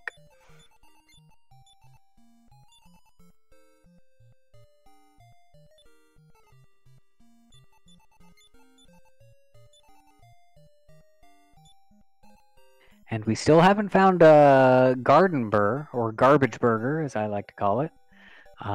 So that you're absolutely right. That looks like that's going to be the defining thing of this. Is everybody's kind of getting all caught up to each other in terms of I think they've all got their party members now. Ferran's just picked up his party members. It looks like Raigai is getting Panin, so he might do the whole Z helm now. Yeah, I think, besides Gardenburg, the only thing we're missing is Riverton, which I don't think anyone's seen. And Z is actually going to go to Kilion here. You know, and I can see this. I mean, it's some experience. It gets the last person, and, you know, worst case scenario, he's found Santeem. There's 3 more chests that he can check immediately right there. Now, the chances of what he wants being in there, you know, because it is only 3, isn't very high, but, you know, why not? Yeah, but no, you know, knowing how this game works, you know, when you don't want to check something that happens to be in it. Exactly. In fact, I think the last game where I totally forgot that there were chests in Santeem, and I ended up forfeiting from a race because I thought I checked everything. I couldn't find my Z sword or something. I don't know if that was Kilion who just hit, or if that was Red Dragon that just absolutely destroyed the hero. And then just winged away.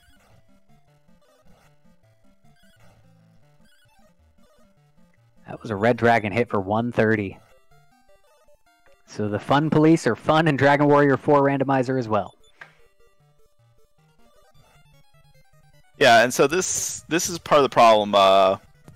Try to do something like Kilion, where we could you know, we could see 3 Kilions, or you can get something like this with the Red Dragons that just absolutely destroy you. And that's a party wipe, so he gets sent back to the House of Healing. He'll have to revive his folks. Meanwhile, Ferran's going to get the bad news of the Berlin chests. I think of everybody, Ferran Burgundy is the one who is best set up to take on that Kilian fight, because I think he's got 2 or 3 sorts of lethargy on him right now, so he can just sleep lock all this stuff. He does, but I mean, if that Red Dragon outturns him, none of them are surviving at the moment. Did I didn't quite catch it. Did Z-Man try to use an Aeolus shield on them at all? I did not see him do it at all. I think maybe he was just... I think he was just too focused on the Kilion fight. And Z's going to go to Berlin too and get the bad news.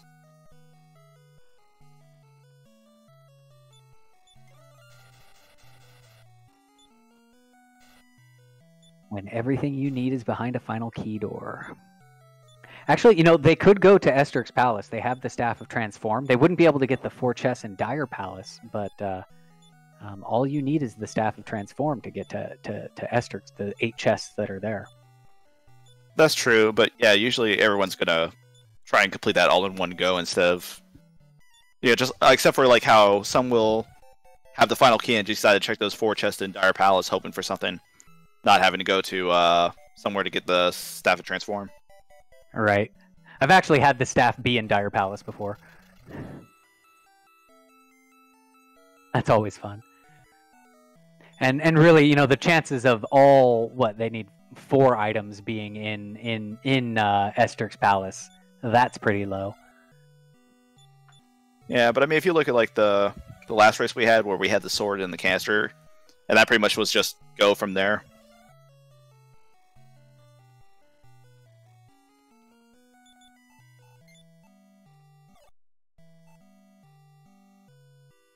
So I'm trying to think about where they've been, and it feels like maybe the southeast corner of the map. Oh, I guess that's where they are right now. We haven't seen too much of.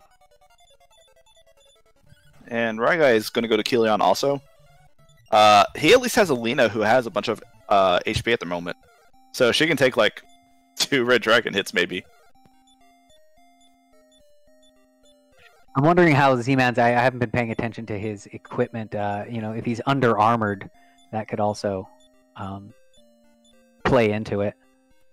I think they just hit really hard. But I would think we were going to see Ryguy A-list the Reds away. Yeah, Ryguy pretty reliably uses his Aeolus shield every chance he gets.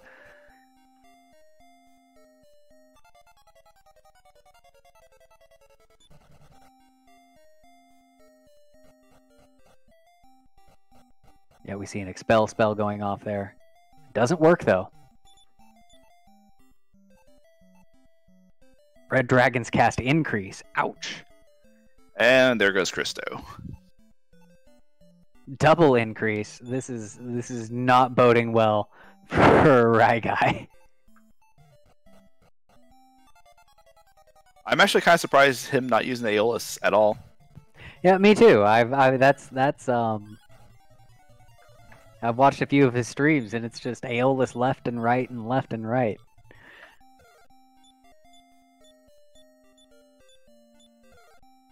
Yeah, I mean this is gonna look like a wipe on Rye's side. Oh, it's gonna be sad. Oh, well, no, he can't outturn it. It's still hitting first. But it looks like Kilion doesn't have much HP as it is. Yeah, the Red Dragons are definitely the real boss of that castle. Kilion is a Targaryen.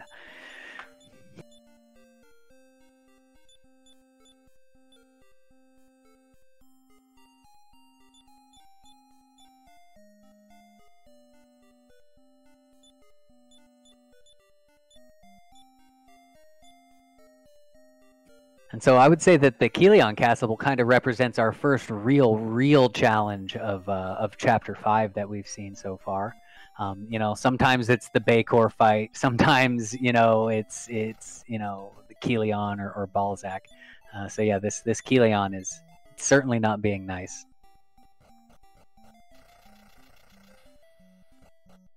Sometimes it's nothing at all and everything's easy.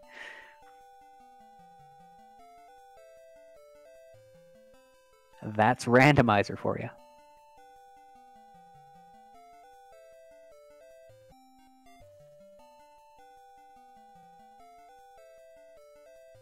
Z-Man cutting through that very narrow passage. He's found the double castles again.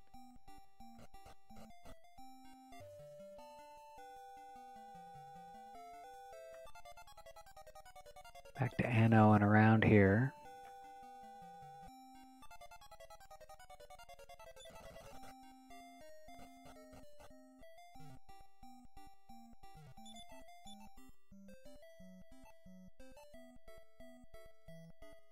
Looks like Ferran Burgundy's just getting out of... Is that Burland there? Must have just finished searching the chest there.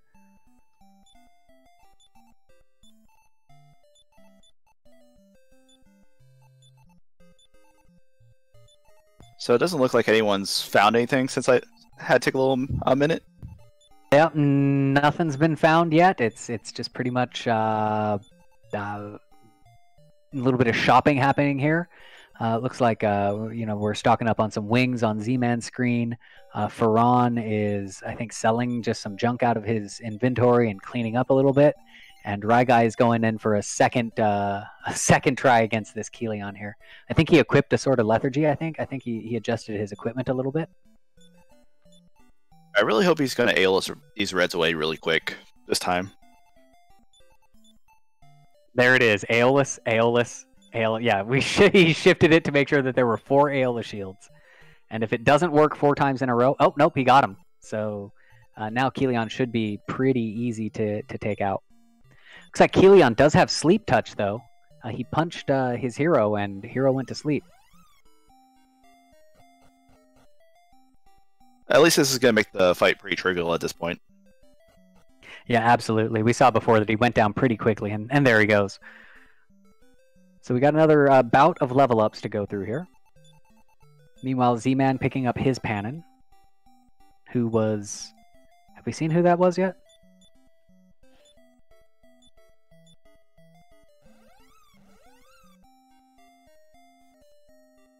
Now, in terms of spells that we're looking for, stuff that helps us in the end game, like in the final fight, the buy-kill spell. Ooh, Ferran Burgundy finds Rivertown, which means he's kind of in a new area. We kind of want to keep an eye on what's going on there. But spells that can help, buy-kill certainly helps. Sap or defense helps a lot. Increase or upper helps a lot. Like, those are the main spells. A Healer spell can also help tremendously in the final fight. As well. And all of those things just make it so you can cut through Necrocero like butter and that he can't hurt you. Yeah, so Riverton was really just right close to Hector's little stop. Yeah, I'm surprised we hadn't seen it yet. I mean, that really only puts Gardenborough really as the last place to find. Yeah, I get excited when I find, like, oh, I found a place. Maybe I'm in that region that I haven't explored yet. I'm going to keep looking around that. Meanwhile, it looks like Ferran is kind of getting all his touch points from the Chapter 4 areas for quick returns later. And Go ahead. And Z does pick up the Zenithian Helm, so that is one piece down. But really, we have... Oh, and the boat is stuck in Stancia, so he's going to have to wing around way somewhere. Ooh, I hate when that happens. Either in the castle or it's in the mountains, one of the two.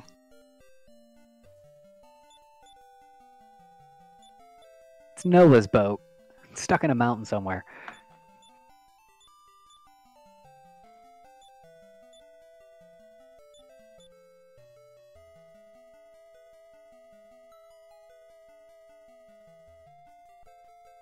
So it looks like Ryguy's getting his final party put together.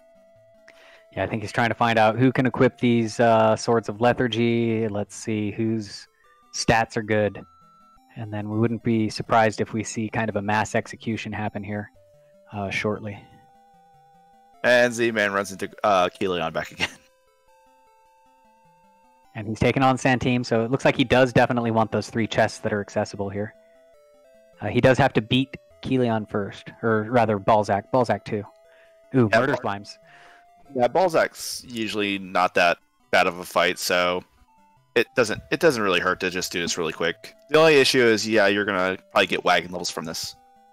Yeah, exactly. Like, I probably would want to take out my party members first, but here we go. I want to apologize, everyone. I said Balzac is pretty much nothing, and then Icy Gust. Yeah. But the Aeolus Shield works, takes out him and his slime brethren, or his slime buddies. And Ryguy almost talked to Balzac again, which if you do that, it reinitiates that fight again. Which if you're on a flag where you have, like, not 5 times experience, that's a valid strategy, honestly, to get some extra quick experience. But not right now.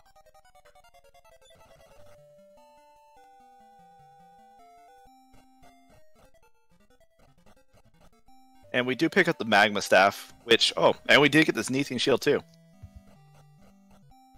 Excellent. So Z Shield, one of the things we're looking for. Magma Staff is not really required in the randomized maps. If you're doing a vanilla map, though, you do need the Magma Staff to access Garden Burr, unless you have the balloon, right? So it's kind of a key item, but not really. You can still use it as an item, or rather as a weapon, and it is a pretty good weapon.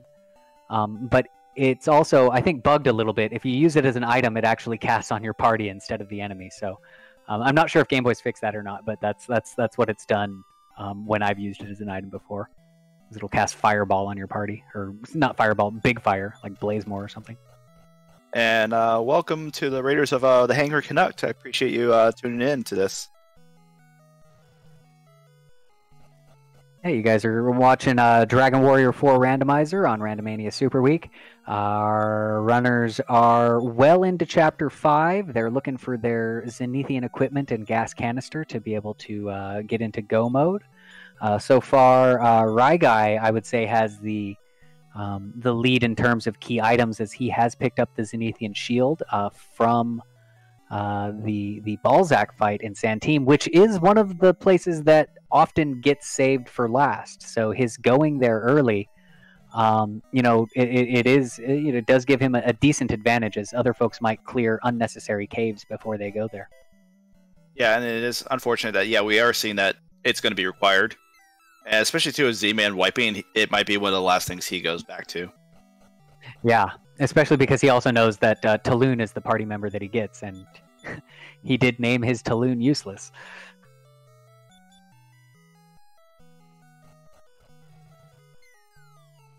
And Ryguy is doing a sweep of this entire island, trying to see if Gardenburg happens to be here, which I don't think we saw, but I mean, there could have been something that Z missed in the first place. From this and other Dragon Warrior Randomizer, the number one, I have missed towns by one tile so many times, and it's so frustrating when it's like, oh, if I had just gone one more step east. So I think Ryguy doesn't want that to be the case here. So he's being super thorough. And more than awesome, yeah. There's lately I've been more of a I'm nearby this thing. Let me get this done now. Except if I happen to feel like, okay, I need to chase something now. But I've recently been doing a lot more. Oh, the Shrine of Breaking Away is right near me. Let me do this real quick. Just anything that's really close by, I just feel like I can do now, because generally I'll probably forget about it later on. Yeah, I'm the same way. I typically clear them as I come across them. I know it's not necessarily the most efficient way, but my short-term memory is horrible, so I will forget where that cave was.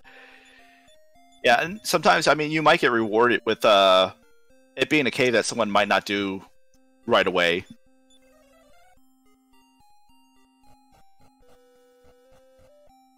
So I have a feeling we've kind of looked at all of the exterior of the map. I have a feeling that our Garden Burr... Oh, we found it. Z-Man has found Garden Burr.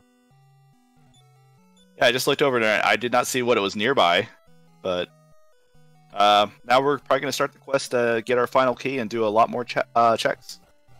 Absolutely. The criminal justice system in Garden Burr is ridiculously poor. And there's a Z-armor in the hidden basement of Garden Burr. So Z-Man picking up his armor. And what's going to happen here is he's going to go into a room and get accused of stealing something.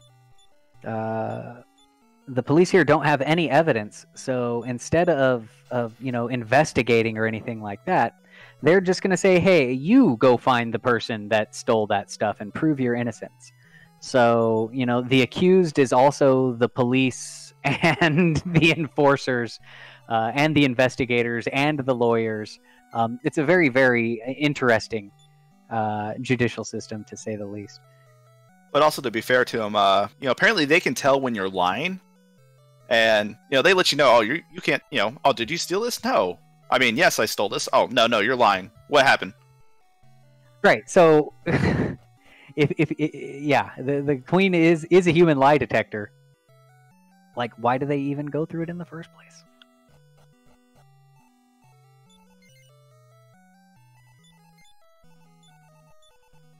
So here it's mash B, then mash A. You want to say no and then yes. And what they do is they keep one of your players as a hostage. So we'll probably see him put one of the ghosts in there. Yep. And they'll get it back once they finish the quest. So he needs to go back to the Backor cave. There will also be 6 chests to search on the way down to the Backor fight. It looks like they're just north of Chapter 3. I think that's one of the Chapter 3 bridges right down there. Yeah, that's what it looks like. So yeah, there really was, like, everything was really nearby, and we just, completely missed some things. Yeah, it seems like everybody kind of made this counterclockwise sweep across the map.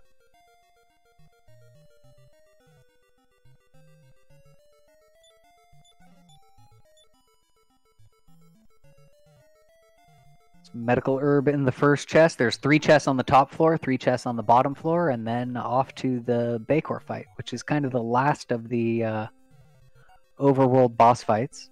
Yeah, the only thing is we're not probably going to see any encounters in this cave, or, very rarely. I don't think I've ever gotten an encounter with the race flags we're using. Right. The Sword of Miracles is nice. This cave, just in vanilla, has a very, very low encounter rate. Like, you might see 3 encounters. Like, it's a long, long walk. And for that whole long walk, you might see 3 encounters, 2 or 3. And we have turned on the flags is 1/4 encounter rate. So it's very, very, very rare that you'll find an encounter unless you're just marching back and forth and looking for one, Further, there's no transitions here, so you don't have those 50-50 coin tosses that you get as the screen transitions from one to another, which is nice. It it makes it a nice leisurely walk down to the boss. And I don't know where Z's going at the moment. Yeah, it seems like he's making his way out. I'm not sure why. I think maybe he's trying to get a weapon for Ragnar. I think that's the only thing I can see him doing. I don't know why he'd be leaving. Maybe he's not happy with his party setup. Oh, Swords of Lethargy, maybe. That's what it's looking like. I mean, he did pick up the Sword of Miracles that he can sell.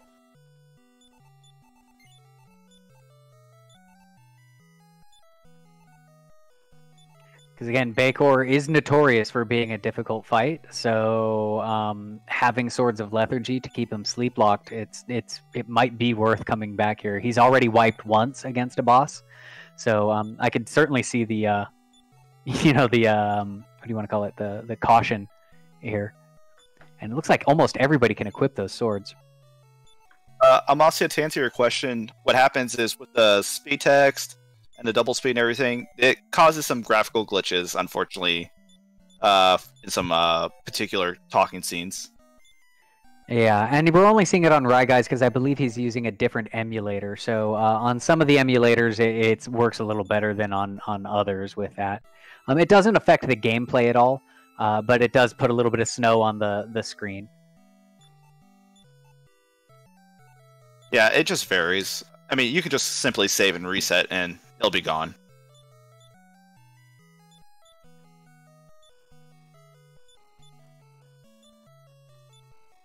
And it looks like he's equipped, and he is going to go back to Bakker's cave. Meanwhile, Ferran is making his way to the Kilian fight, so he'll get his Kilian and Ragnar here, or his Talon rather. And Ryguy has found Gardenburr, so he'll probably be heading to Biker's cave very soon. Yeah, absolutely. So it'll be kind of hot on Z-Man's heels. At this point, Ryguy has already gotten the Z shield. And that I think that still puts Ryguy ahead. Because again, not everybody's gonna want to go for that final Kilian fight. Yeah, I mean we have currently Ferran on it, but I don't think he's seen the fight yet, so he might just wipe here and say forget it for now.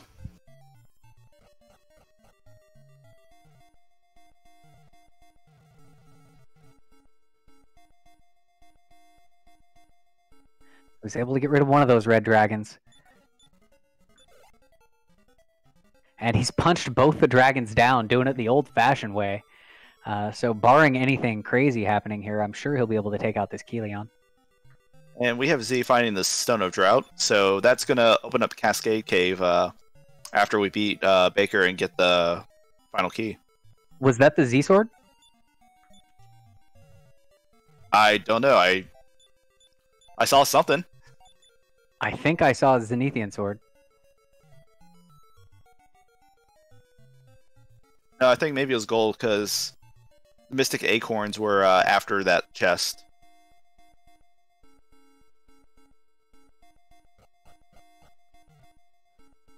My eyes are deceiving me.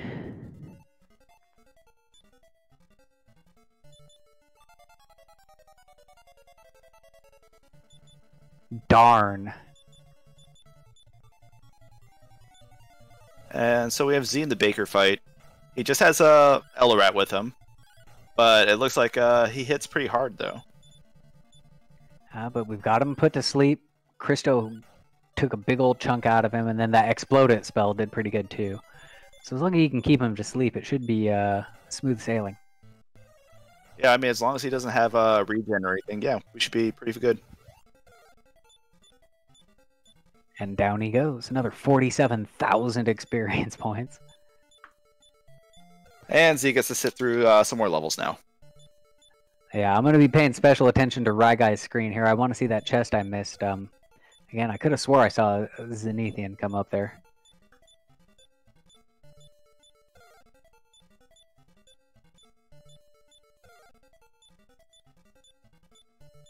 Yeah, that's one of the good things on Masia. In the randomizer, you can actually put the character names in to be whatever you want. So, like, personally, I just do people from the DW4R community and just have them named, and so I use them that way. See, and I keep them vanilla because I get confused very, very easily. Well, no, I mean, I do it the easy way, you know. I have Ryguy as the hero because, you know, that's pretty much how I got into this. I have you as Ragnar because, you know, you have Ragnar. He is my icon. I have Z-Man and Furon as Bray and Christo because, you know, they're the dynamic duo. And I have High Spirits as Tulum because, you know, just like High Spirits, you know, he's generally useless. Kappa. Oh, it was gold. I don't know how 24... I guess 24 looked like a ZE to me.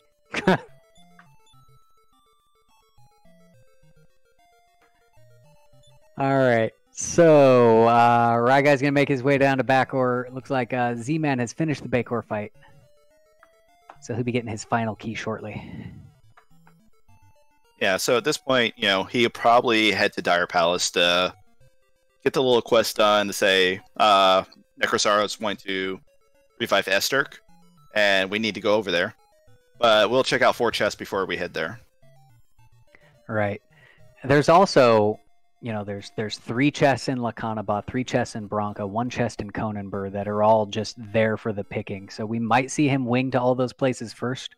It's, you know, all in all, it's a good quick 7 chests without any encounters. So we'll see which way he goes, whether he goes directly to the Esterk Palace first, or if he goes to clear out those town chests. Yeah, generally it doesn't really affect you either way. I mean, there is the possibility, you know, they could be in that 7 chest, and, you know, it's a whole bunch of things we don't have to do, but generally, you know, maybe we'll find 1 or something.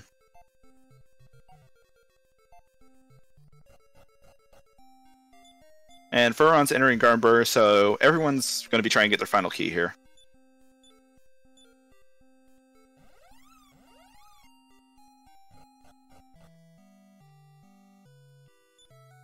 And again, at this point, just if anybody's wondering, Z-Man has found the Zenithian helm and the Zenithian armor. Ryguy has found the Zenithian shield. Nobody's found the sword yet. Nobody's found the gas canister yet. But in terms of knowledge, Ryguy is the only one that's has found that Z shield was like it's a place that you don't normally go early. So I still give the advantage to him, even though other folks have more key items at this point in time. And there's the gas canister, just like that. So this is going to become very, very interesting because it's going to leave 1 item for Ryguy, and now it's going to be, does he do the normal checks that we usually do? Is he going to try something different? Who knows? And also, too, this also allows us to get to the Colossus, since we have to go to turn in the gas canister, the Riverton.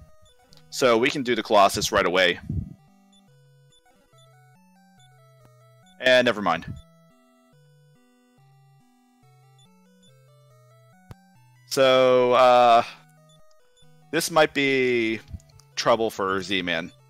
If he decides to go back to Kilion, it's going to be really, really good for him.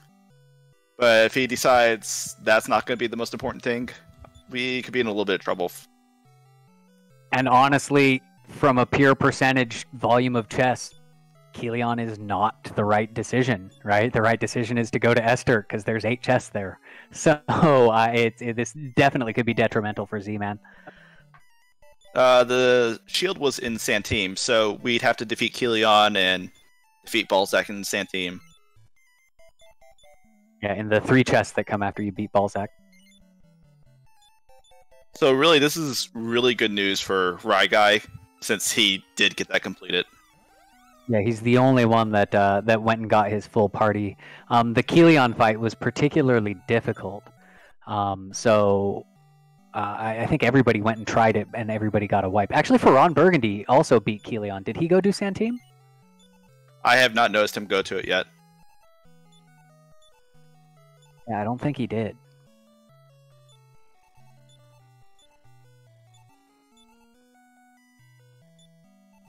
Right now, we just got 2 shopping for wings, so it looks like I don't think Z-Man's going to be going back to Kilion here.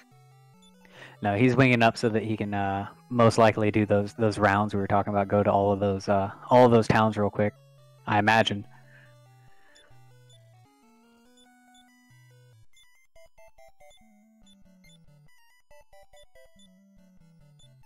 And Ryguy is about to get his Zenithian. I think his armor is here. Correct. Yep.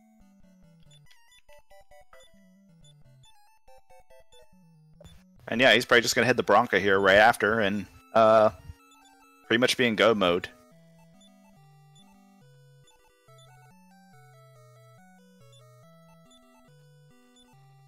Yeah, because he's going to use his gas canister in the thing. So Gardenburr having 2 key items, like both of the chests in Gardenburr, right? Yeah, the Z armor and the gas canister in here. Yeah, and also too, I'm pretty sure he's going to go outside because it happens to be right near Gardenburg too. Although I don't know if he's found Riverton yet. I'm not sure if he has. He's in the boat again, so maybe not.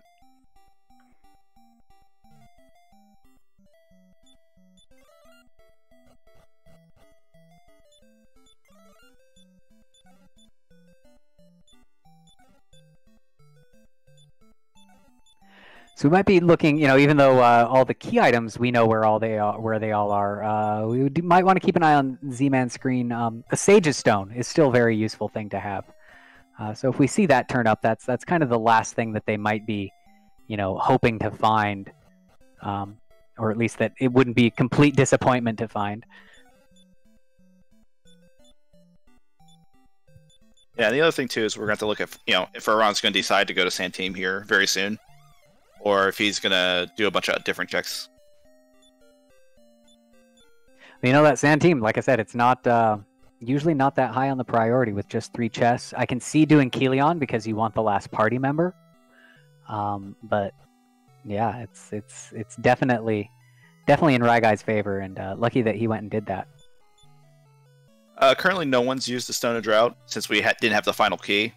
I mean, we could check that 1 chest, but after that, generally isn't going to be that good. And Ryguy's got his sword, so he just needs to go turn in the helmet and find Rivertown. I think he already has the helmets. Or at least it looks like he did.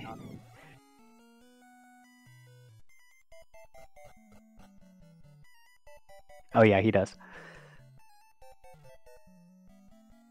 Meanwhile, Z-Man has transformed himself into horses, because horses are monsters. And they're able to sit on the Monster Council, and he'll pick up the 4 chests here, and then probably make his way to Estric's Palace after that. For further disappointment.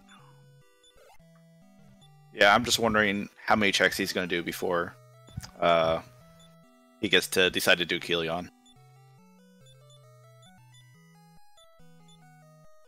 And we did pick up the Flute of Uncovering, which pretty much in Randomizer means nothing. It is just an item that sits in our inventory that we cannot get rid of.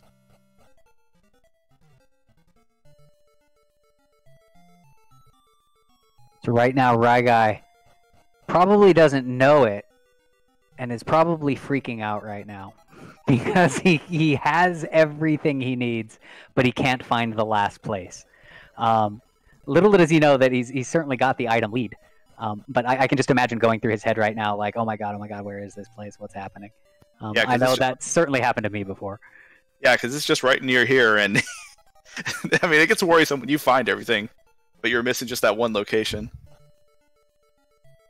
Especially, too, when you don't have the balloon and you can't just fly everywhere to see. Exactly.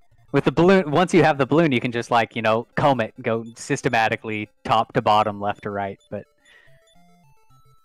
And looks like he's going away from where Riverton is.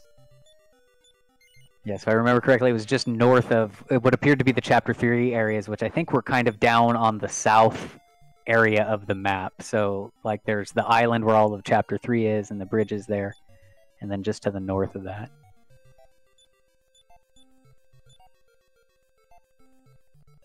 So, I mean, this might give Fur some time to catch up here. Absolutely.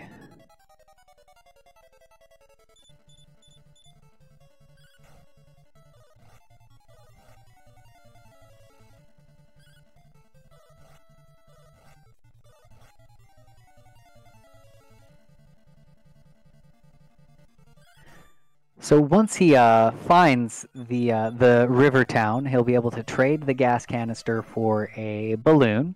He'll be able to use that balloon to then access the evil island, which is surrounded by...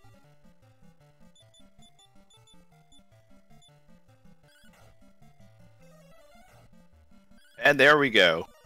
He'll go right on in, get that balloon, and then, as we said, he'll climb the Zenithian Tower. That'll then get him access to the final cave. And then from there, it's 4 mini-bosses and Necrocero. So Ryguy officially in go mode. And we should probably see him, I would expect, in the next 30 minutes or so, closing out this game, if that. Yeah, I mean, it's basically going to come down to how bad is the Dark Cave, and just, you know, are the mini-bosses AOSable or not? Exactly, and even if they're not, I mean, for however many lethargy swords that he has, I wouldn't be really worried about any of these fights based off of the equipment and everything that they have. Hit points might be an issue. If you don't get up above or close to 200 hit points, Necrocero can potentially, you know, no matter what you have, you have the chance of getting just wiped in the first turn of Phase 7. Like, I got double Icy Gusted in the last race and had to restart, and there wasn't really anything I could do about it. Yeah, it's worrisome. I don't think he's probably going to pick up any experience from the mini-bosses. Maybe he'll pick it up from the Dark Cave. But, I mean, that's the only thing I can see. Yeah, because, again, if he's AOLissing everything away, there's no experience from that. Unless they're un-AOLissable. It looks like Christo's the only one with worrisome hit points. I think Christo's only sitting at like 103. Everybody else has got well over 200. Yeah, and Z's not having any luck with Estric's Palace, even though we already know. Yeah, and we know he won't. And meanwhile, Ferran is going to go ahead and climb the Colossus. I mean, generally this would be a good play because, you know, you have the gas canister, you have the final key, you're here. Let's get it done. Unfortunately, you know, if he would have just gone to the same team after Kelion, you know, he'd probably be right behind Ryguy at this moment. Yeah, exactly. I mean, they both found it. In fact, he might be even ahead of Ryguy because he had found Riverton way earlier. Such is the way the cookie crumbles.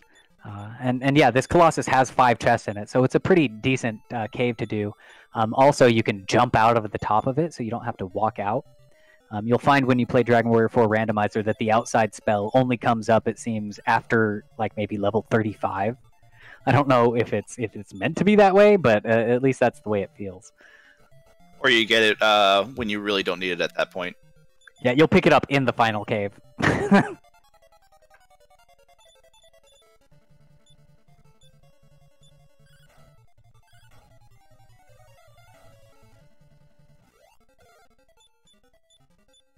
So Raigai is creating his final party, it looks like.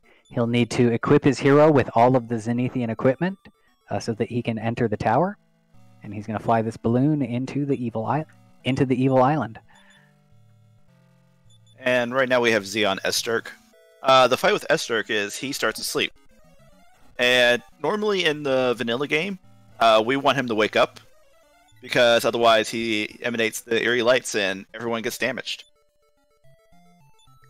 Of course, the beat spell makes fast work of him, and then poof, 59,000 experience. And we get a hat of happiness for our troubles. I have never seen him drop a thing before. That's crazy. Yeah, I've only seen it like a couple times, but it doesn't usually happen. And Faran realizes that the Colossus is empty while Raigai has entered the Zenithian Tower. So, again, he is in the definite end game. We do have Faran going the Bronca, which he'll be picking up his sword here.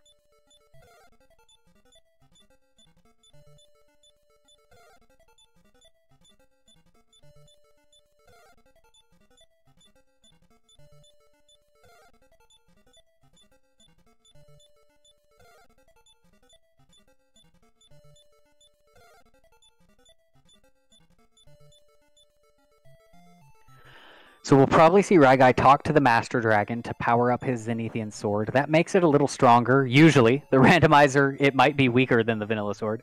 But it also gives it the ability that you can use it, and it does the freezing waves, which will dispel the positive, beneficial, or negative effects on whoever it's targeted to. It's particularly useful in the 7th phase of the Necrocero fight. He casts Bounce at the start of that, which means you can't cast magic on him.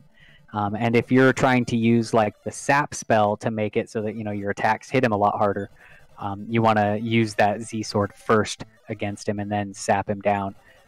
We know that Sap is on the table; that they have that in their spell list.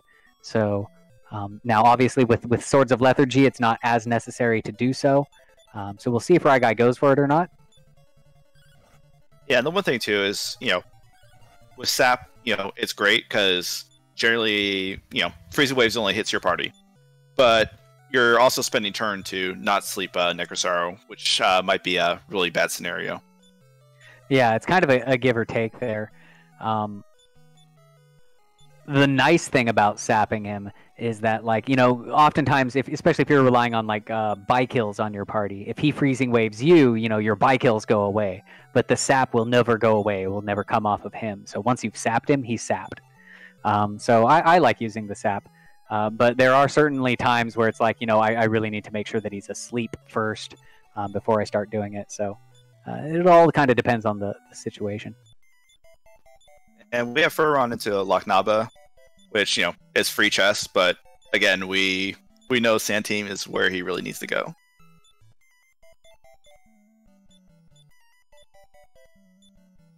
Yep, and we've got Z is back in... Where's he at? Bronca now? He must be doing some... Oh, he did a Death Warp. Yeah, and Raigai is going through the Dark Cave at this moment. So, wow! You see a treasure map use. Well, the treasure map, it does show us the actual map of the world, so you can kind of use it to think about where haven't I gone.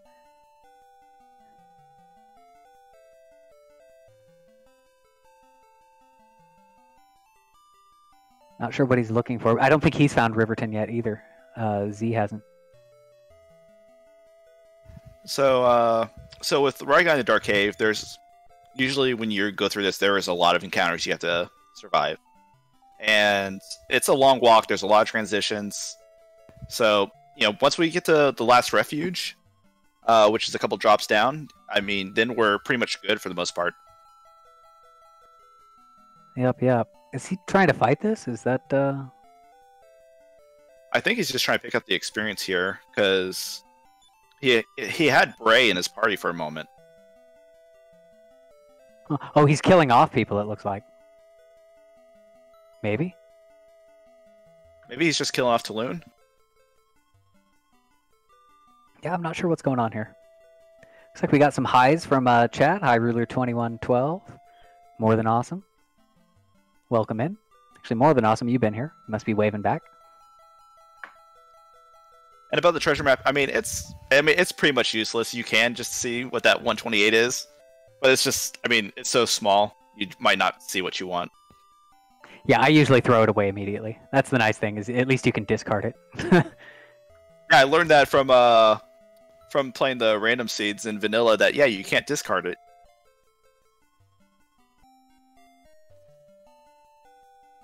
And it looks like Z's found. I was gonna say he found it, but it's like blocked by all these other islands. He can't quite make his way to it. Like he has to go all the way around all of this, and it's so convoluted. Just like the regular Riverton.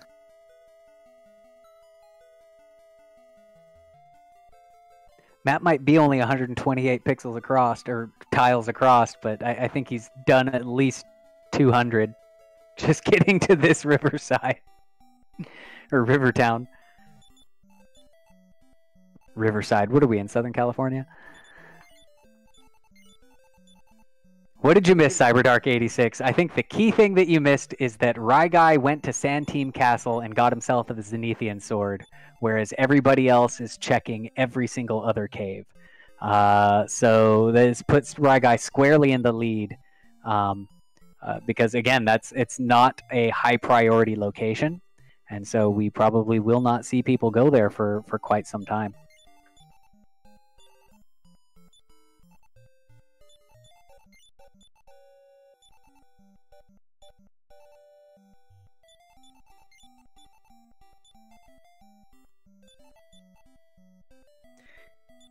Juzial, I was considering racing in it, but I've been off and on with my racing. Like when the signups were happening, I was actually in probably several months of rust, just dealing with stuff here.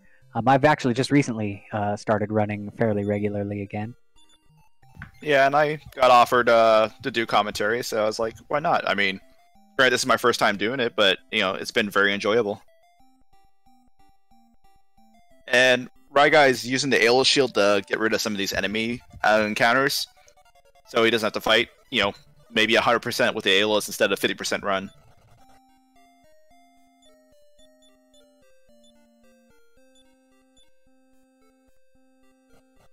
So looks like Z-Man has now got his gas canister, and he's going to climb the Colossus now and get disappointed.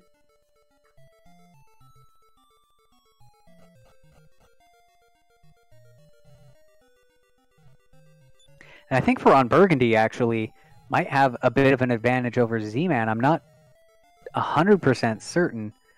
I know he's certainly climbed this Colossus already. I mean, he has an advantage just because he beat Kilion, which Z hasn't. Right. And Kilion is necessary to do Balzac too.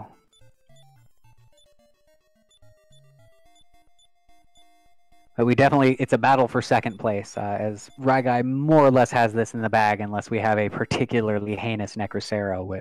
But again, with the equipment they have, I don't see the final boss being too big of a problem. He is doing some checks, though, for the Sage's Stone. It looks like, oh, and there he gets another Sword of Lethargy. Hey! I mean, when they cost 23,000 gold each.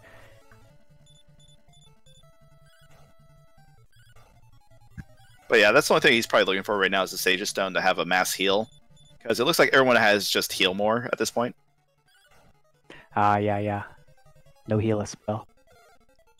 One of the design things I like about this cave, we just saw it transition from being a cave to a tower, right? So we went in the overworld, and it was like this cave going down, down, down, down. But when you're in the underworld, right, Now we're kind of up and going down, so it becomes a tower, kind of like a stalagmite or something. I always thought that was kind of a cool design idea on the devs' part. And it was indeed a smart play by Ryguy because he did find the Sage's Stone. Boom, there it is.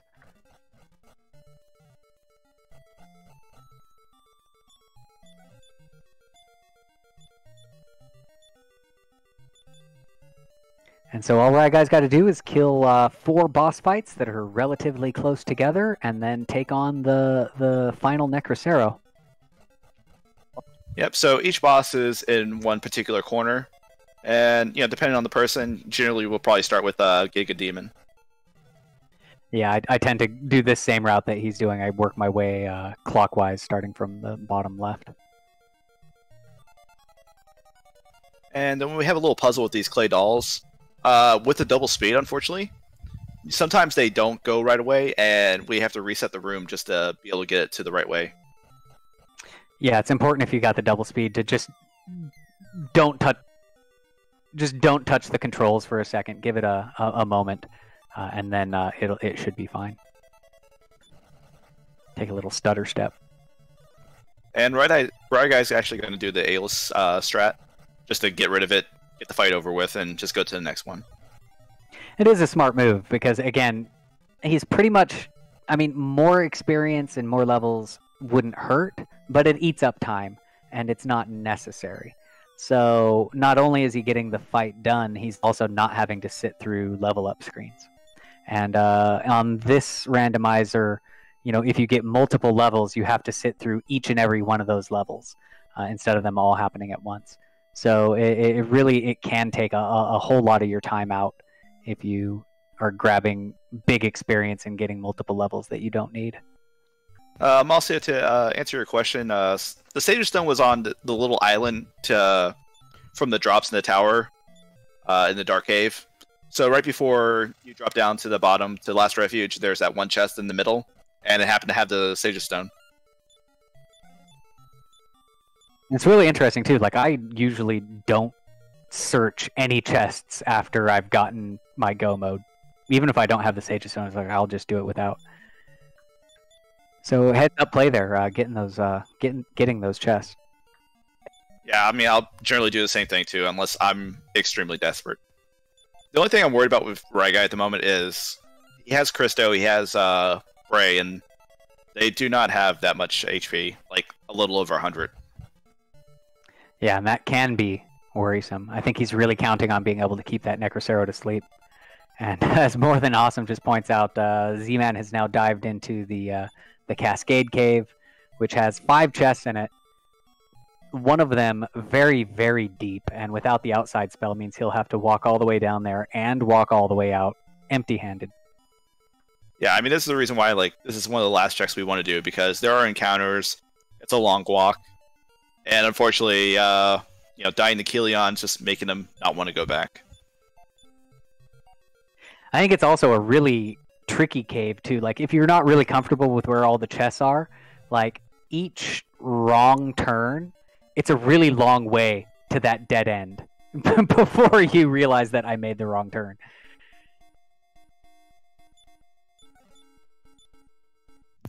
Yeah, I mean, Cascade Cave was... I mean, I had never done Cascade Cave. I've watched, numerous Dragon Warrior 4 speedruns, and I had no idea about Cascade Cave when I first decided to pick this up. Yeah, it's not in the speedrun. The Metal Babel Sword is found in the bottom of it, which if you're speedrunning the game, you don't use that usually. There might be an old route that gets it, but for the last few years, it has not been a part of the routing. And so we got Ryguy on Radom Vice. This is his last one. Radom Vice is actually the one who said to kidnap Rosa to, make Sorrow go mad. That's right. And he, reveals that for some reason here. Like, why would you tell us that? Oh, exposition. Gotcha. Storyteller. Yeah, and he actually did take this fight to get the experience. Yeah, he probably was looking at that Christo and that Bray and thinking, you know what? I probably need this. Their stats aren't getting that great, though. We're seeing 2 vitality. That means low hit points. I think I saw 3 of 4. a 5, and we're out Bray. Looks like Bray's doing better on the hit points than Christo was.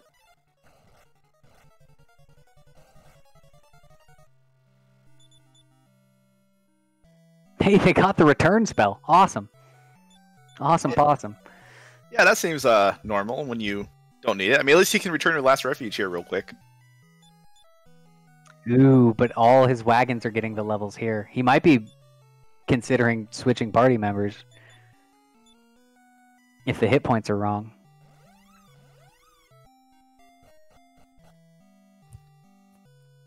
Yes, Gaff. outside. His final word is gaff. Yeah, outside is a myth. You know, there are more important spells like X-Ray and Day-Night, which, you know, you need those spells compared to outside. Yes, outside. It's taught by the Bathman and Cole. So, right, guys, go ahead. I was going to say, it was the same thing you were. He has entered Necasero's tower, so he's just a short walk to the boss. I think this castle is also a pretty cool design with how they make the elevators, like, you know, kind of you go upstairs and downstairs and you have to walk on the roof of one and the other, like, clears the crack in the floor of the other. Kind of adds some dimensionality and realism to the castle. I think they did a really good job. Like, in general, like, Dragon Warrior 4 is totally a masterpiece of the NES. Yeah, and, you know, even if you don't go the way to Necrosar, I mean, there were some interesting rooms in that castle. And we have Z-Man finally going and defeating Kilion. And I think he's going to be really, really mad in a moment.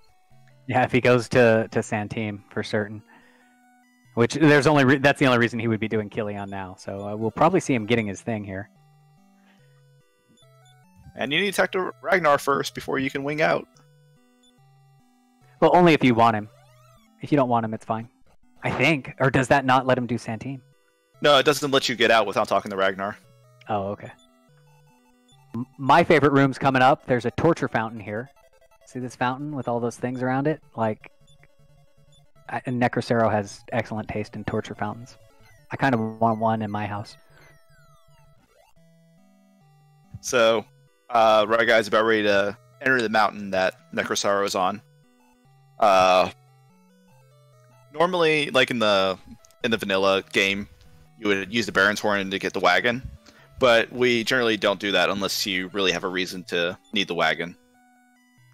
Exactly. The party change menu is non-existent with the flag set that we have on. The trade-off for that is we can actually control our party members. So it really does make the wagon fairly useless. Again, unless your party wipes, then the rest of the party can come out and continue the fight. Unfortunately, we can't Aeolus Shield Necrosero. Necrosero fight is fairly vanilla. His attacks are all the same. His resistances are all the same. And Z has found the Zenithian shield now, and has entered Go mode. He's probably cursing his screen.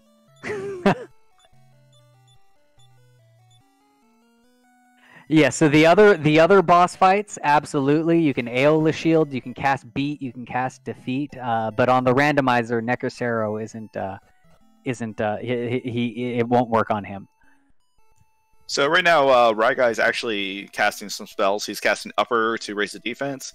He's casting Barrier to lower the damage of fire spells. Absolutely, and I think he got his sleep off as well with the Sword of Lethargy. Asking about the Taloon Insanities in vanilla. Yes, Taloon's Insanities can work. Now, the Insanities are also reworked on the randomizer, so he has a whole new table of Insanities that aren't in the vanilla NES version. So like the Metal Slime one, I don't think turns up in the NES version.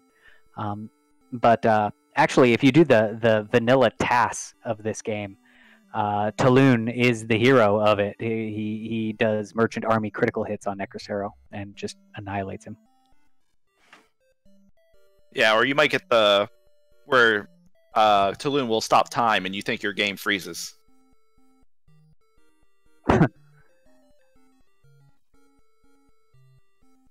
My favorite is when Talon says, "Calm down, everybody." Necrosero gets more infuriated. No, I much prefer the count money during the Necrosaro fight. So we've chopped the head off. We're moving into phase 4, where his stomach sprouts a mouth and eyes, as does anybody else's stomach normally when their head gets cut off. And this is pretty much just a free turn on this stage of the fight. Yeah, with all the swords of lethargy that he has, he's going to pretty much keep him sleep locked, pop a sap once he's done that, and go, go, go.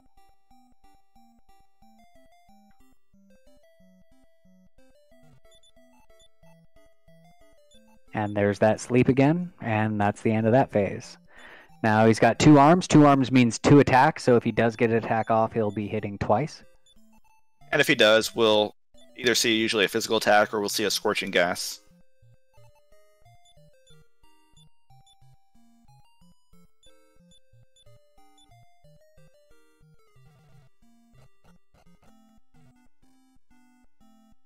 Nice crit there for 299 damage, and there goes his legs, and he'll take it to leg day.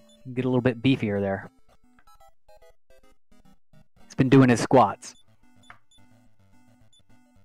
And this is the penultimate form before we had the little final stage of Necrosaro. It's pretty much no different than the last one, but we just need to get through this as quick as possible. Absolutely. I wouldn't be surprised to see a Sage's Stone come off here just to top everybody off, but looks like no. Just going to focus on keeping them asleep and doing damage.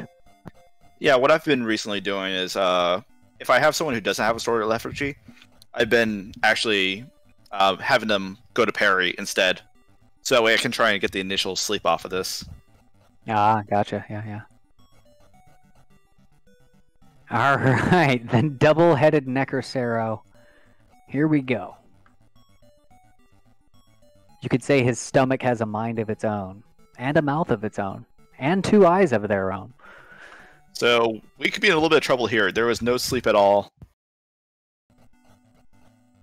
And there's the sleep. Got lucky there.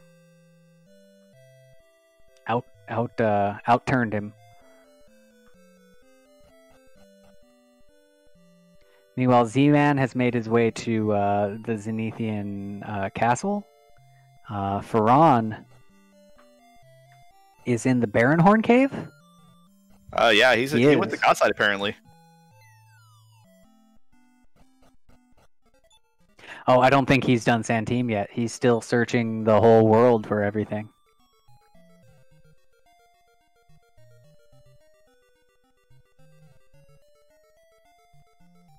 Do the World Tree is even better than Heal Us All. It heals all of the party members to maximum. So if you have 500 hit points and you were at 1, it'll heal them all the way up to 500. And we do have Necrosaro defeated on Raigai's side. Oh, like Heal Us All. Sorry, I read Heal Us. Sorry, what was that? We do have Raigai defeating Necrosaro. Oh, he's still up on mine. I must have a delay. There he goes, down. And so we talked to Master Dragon. He revives our dead party members. And the only thing left we got to do is walk out of Zenithia. Absolutely. So get those GGs out. I'm seeing some of them come up already.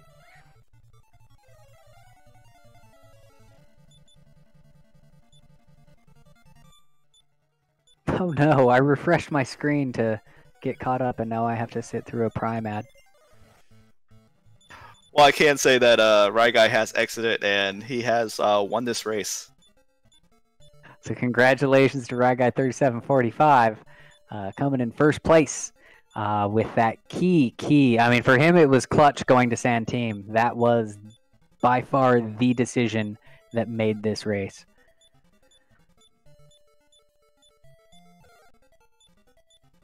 We'll see if maybe he wants to join us in the commentators booth.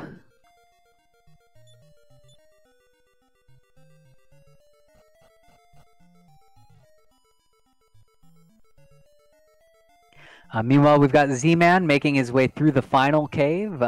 He's about maybe a third of the way through it. And I don't know if Furon's looking to go into the tree or not. It looks like he is because he's setting up his party. I'm wondering if he's forgotten about the Sand Team chests. Like I say, they're easy ones to forget about. It's easy to forget that there's 3 chests there. Because at this point, that would be the fastest 3-chest cave that there is. You know, if you're looking at the World Tree or the Royal Crypt or Sand Team, you know, just beating that one boss is the faster way to do it.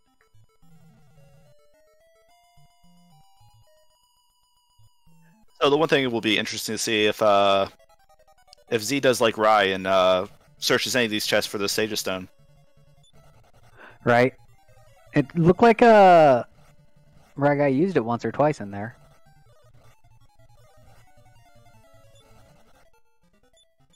And of course, the end scene does go over the actual game map, which is 75% mountains. So all of these towns and things that we're returning to are in the middle of a ginormous mountain range.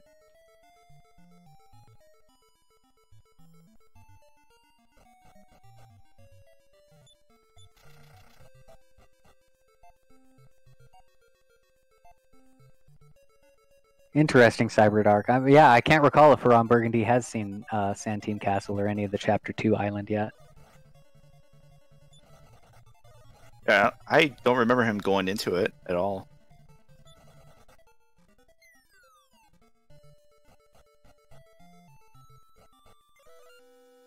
And Z is going to skip the stage zone.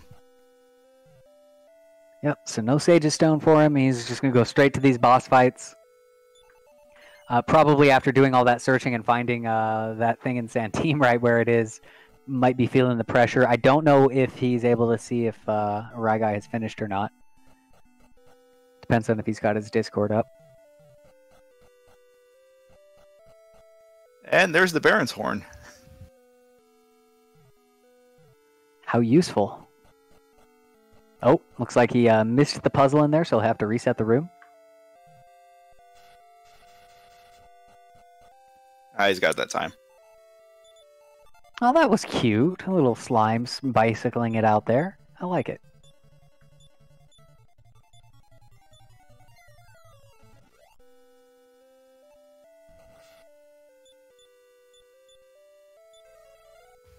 And it does look like we have Ryguy 3745 joining us. GG's and congrats on the win. Thank you. So, yeah, tell us your thoughts on the seed, and then we'll throw in some things that we noticed too. But yeah, what'd you think? I got really nervous in that Necrosaro fight, waiting for the little message about him being put to sleep. That last form wasn't really willing to go to sleep. We kept going to sleep like the last minute, so that one got the old heart pumping a little bit there. Yeah, it was a little worrisome watching that. Luckily, he went to sleep and you were able just to get the dew off. Yeah, that was the other thing. I kept expecting Alina to be useful. I used her through most of Chapter 5, and then she turned out to not be able to equip anything. And I remember looking at Bray and thinking, like, oh, he can lethargy. It's pretty powerful. He'll be a pretty good damage dealer, right? And I didn't realize, apparently, the broadsword was almost as good as a lethargy. So that was putting a lot of faith in the power of 4 lethargies there and sap, but I guess it worked out. So how were you feeling when you found, you're pretty much had Chapter 5 done except for Riverton? Oh, you mean sailing in circles? Yeah. So what I want to know, tell me about that decision to go to Sand Team Castle and defeat Balzac 2. Oh, that was just a classic. I had no idea who I wanted to use. Was I still using Mara at the time or something? Or I was hoping that one of my Wagoneers would learn Bykill or something. Bykill would have made that just a breeze. So I was just looking for experience at the time. So I wasn't sure if I could even beat Baker, first of all. So I wanted experience for that. And yeah, like I said, I was hoping that maybe one of the Wagoneers picked up Bykill and just make that simple. that ends simple, but turned out to work out, I suppose. I didn't really get much experience. Kilian had those red dragons I had to AOList away, and Balzac had Icy Gust I had to emergency AOList there too. So I didn't get much experience, but I got a nice little consolation prize, I suppose. Yeah, unfortunately, Z was the first into Kilian, and he found that fight and got wiped, and has decided not to go back there for a bit. Yeah, and you're going to Santeam and getting that Z sword, or I forget which one it was that was in there. That made your race. Everybody else was climbing Colossuses and fighting Esterks and doing all kinds of stuff. So that's pretty much what put you where you're at, was that choice right there to go in and get that item that was in there. Yeah, I kind of wondered about that. Kind of wondered if others would maybe try to get the experience as well, and I also kind of wondered, like, I did try an emergency expel the first time. Like, I did get wiped too, but what made me go back was the fact I had all those Aeolus shields that I grinded in Chapter 3, and it took a little doing, but I think maybe the second or third Aeolus shield got rid of them, and then once the red dragons were gone, it was pretty straightforward to get rid of Kilian. So I was kind of wondering if it was the Aeolus shield kind of saved me and got me through that, or if that was not a unique thing. I think, if I remember correctly, I think Z-Man might have used Aeolus Shield. No, actually, he wiped and didn't go back, and then eventually did. I forget how he took it down. I think Varan took one down the old-fashioned way and another one with an Aeolus Shield. But you definitely were the one to kind of do it first. Varan Burgundy actually beat it, but then didn't go do Balzac. And so he's actually just picked it up now. So he just finished his Balzac fight. So yeah, that was definitely the decision of the game in my play of the game in my estimation. Yeah, I mean, besides that, I mean, through 1 through 4, you guys were pretty much together the whole time. Man, I do remember back to Chapter 1, that was a little frustrating because we could punch the Shadow, we had the Shield of Strike that heal more, like, that could have been done so much faster, I feel like, but he kept summoning that stupid healer that kept killing us, or killing me anyway, so I kind of wondered about that too, like, if I just got unlucky with the healer, if that could have been done a few minutes earlier, but... Yeah, it just seemed like if it changed expression, you're in a lot of trouble, because Z got through the fight pretty easy, getting the healer taken down before that. Yeah, on whatever level 3 or something I tried it the second time, the healer outturned me every once in a while, and when it did, that was the end of that. Yeah, I think Z-Man had finished maybe a minute or two ahead of you and Ferran, and you and Ferran were almost neck and neck finishing Chapter 1. It was really close between the two of you.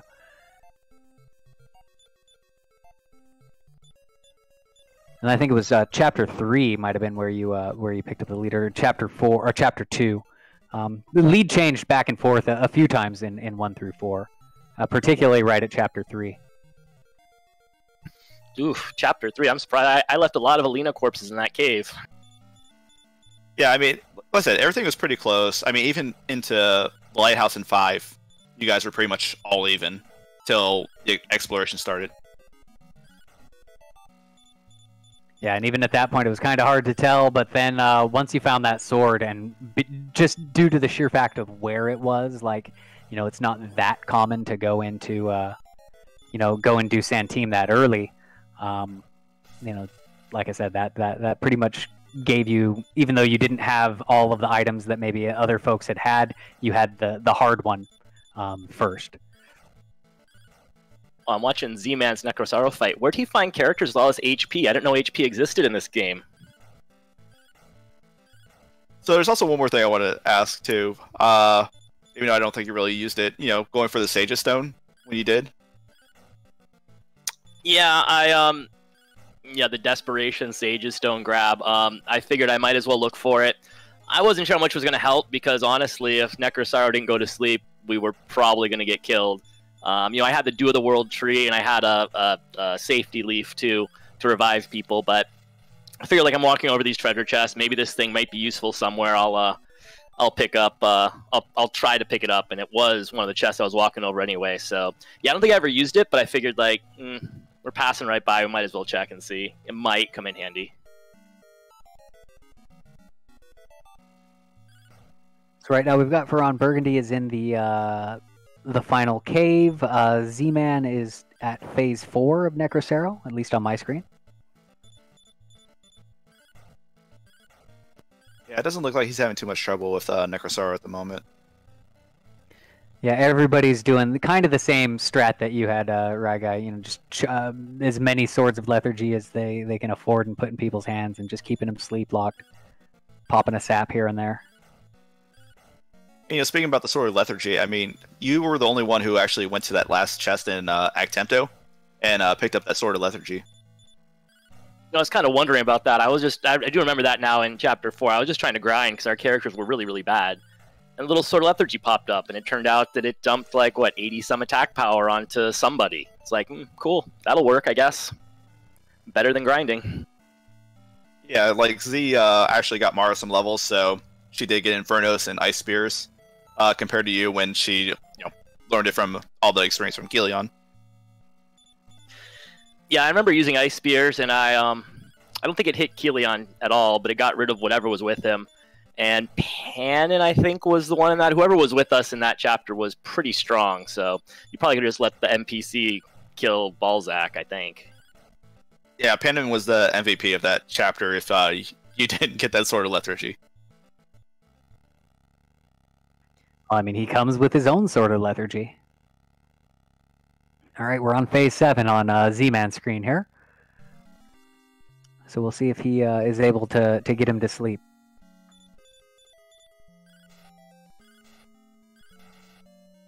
Hey, he did get the initial sleep.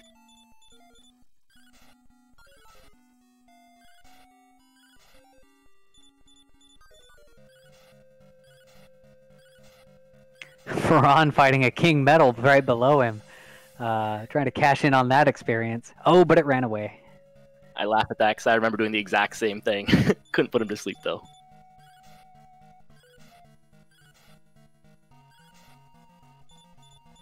And Necrosar was back asleep. Not hitting very hard, though. Yeah, I don't think he did the Z-Sword and Sap, so like Mara is only hitting him for like 13 damage there, it looks like. But slow and steady. I think he regens 100 per turn, so as long as you're doing more than that, you're taking out damage, and he goes down. I missed it, but I don't know if I missed it or not, but did Z just have a no-attack Necrosaro there? No, he had a Freezing Waves and a 1 attack. Close. Yeah, but get out those GGs as Master Dragon takes Z-Man back to the castle. He'll have one more task to do, which is escape the castle. And that'll be his final input in just a few moments. GG's to Z-Man, but also, did he call his Talon useless? Is it literally called useless there? That's hilarious. Yes, Mr. Useless himself. Useless, he has a use, it's just, half the time it's for the enemies that he has a use, but, He can appraise. Exactly what I was going to say.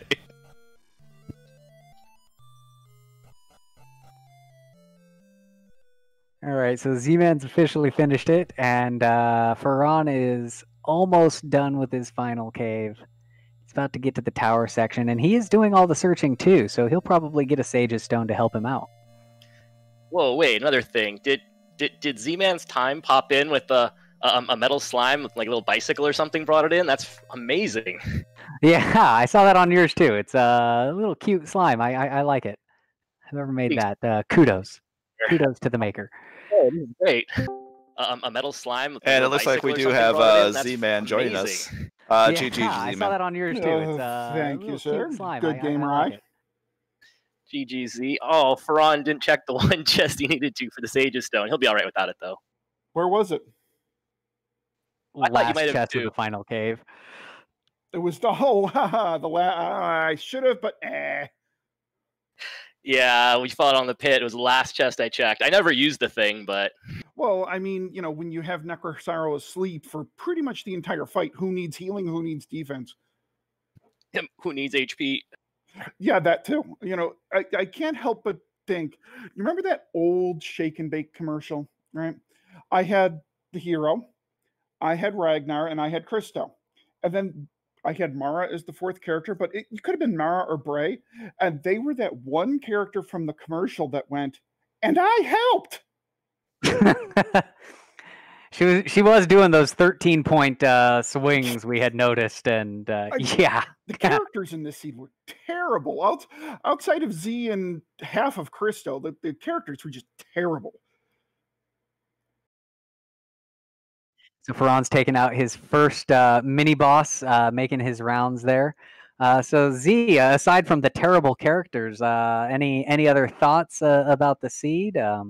I don't think I've seen a more tucked away Riverton than that thing was. I think there was only one way to get there, and you had to go, basically all around the first Chapter 5 continent, hang a right through that one little inlet, and there it was. But boy, that Riverton was tucked away. Yeah, absolutely. So how were you feeling when you finally got to Santeem and beat Balzac and found that sword in the tucked away there? I was of two minds, right? Because I've watched Rai do enough seeds, and I'm like, Rai hates doing Kilian and Santeem, so I might be good. And Ferran, he'll do Santeem early, and then so I'm like, all right, well, maybe Ferran is the one we got to watch here because he'll do Santeem early, and you basically stubbed your toe on the rest of the stuff. So it's like, that's going to be interesting. And I'm guessing Rai Guy did Kilian and Santeem early for Baker levels. Yep. Yeah, I tried to do Kilian early, but I pretty well got my rear end blasted by those red dragons. Yeah, we saw that. We were wondering if maybe that was your plan. Like, had you beat that Kilian, were you just going to get your final character, or were you planning on going on to Santeem right after that? No, my plan was after Kilian, I was going to kill off Tulun, and then go to Santeem to kill off Balzac and figure out which of the two, between Mara or Bray, I would take with me for the rest of the seed. Of course, it didn't work out like that. Mara wound up getting Expledet, so I'm like, okay, Mara's in. Should have been in chat. So we got to include that Tulun kill in the plan from here out. Yeah, pretty much should have been. That's the general consensus. Well, yeah, I mean, Tulun is Tulun. Yeah, and Rai Guy did actually wipe in the first his first Kilian fight, but he actually decided to go back and do it a second time. Yeah, he had brought 4 Aeolus shields, 3 or 4 Aeolus shields with him from Chapter 3. So he went back to give it another round and just blew them all away, literally. Yeah, well, did the Kilian get blown away? Because I thought the Kilian was mostly resistant to the Aeolus, but if you blew away the red dragons, Kilian was a pushover. Yeah, the red dragons took a little doing. I think it was the second or third Aeolus, but yeah, then Kilian just sort of died. I had like 2 or 3 lethargies at that point, so Kilian wasn't a problem once his little buddies were gone. Yeah, I had 2 lethargies at that point, and all 4 of them had Aeolus shields because I took 3 with me from Chapter 3, and then I had the 1 from Chapter 2. Man, I was really glad that one popped up in Endor. Because as I was checking the Endor shops, I'm like, how am I going to beat this? Bray stinks.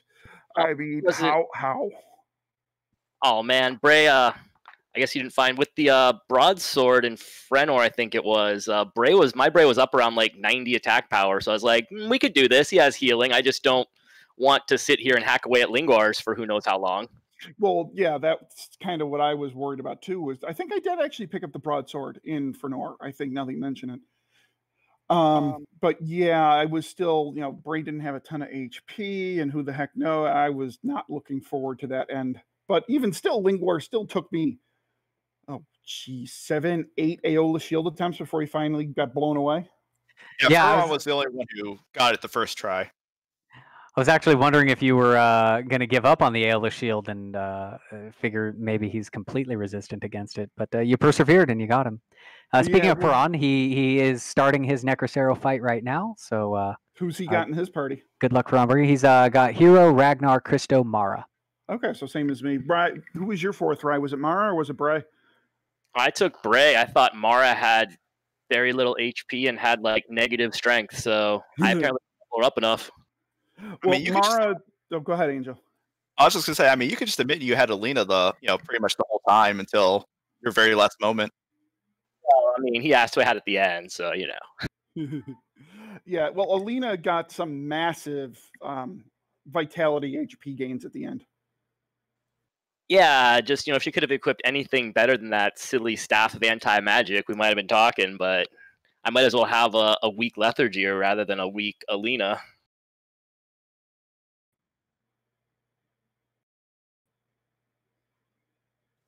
Yeah, those Alinas. If she doesn't have a decent weapon, or if you can get the stiletto earrings on her, so then you're more relying on her critical attack because she gets 2 attacks a turn. I don't know. She's usually one of the first ones that gets corpsed on my side. Talon. All day Talon. Like, if I get Talon in Chapter 2, I will corpse him right then and there. Hey, coffin block. That'll do. Uh-huh. He serves us better in death than he does in life.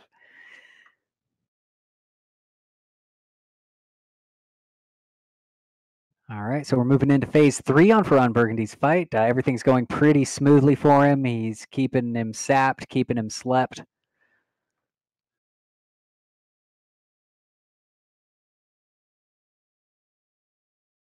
got that really gross mouth sprouting out of his stomach right now.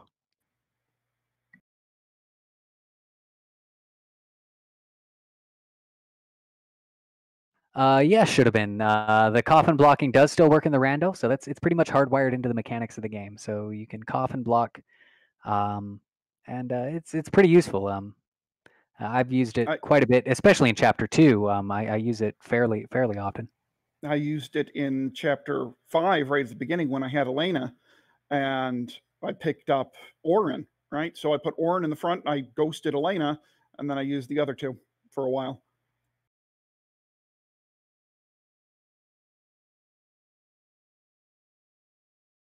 Quick, someone tell me the details of this randomizer. The Dragon Warrior 4 randomizer. There are all kinds of flags that you can set, quality of life improvements. We are randomizing pretty much the stats of all of the enemies within reason. You randomize the maps, you randomize all kinds of everything. Like, everything can be randomized, and there's lots of different options that you can use.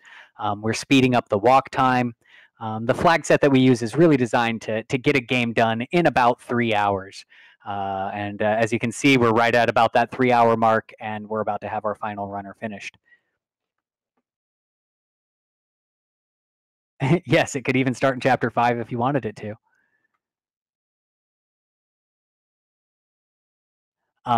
Maybe if we could get the Discord link in there. If you join our Discord, we can, there's a really good community for all of the Dragon Warrior randomizers, 1 through 4. All the NES ones are all in the same Discord. And it's a cool place. Folks are real friendly over there. They'll be more than happy to kind of get you started and give you some pointers on how to get it going.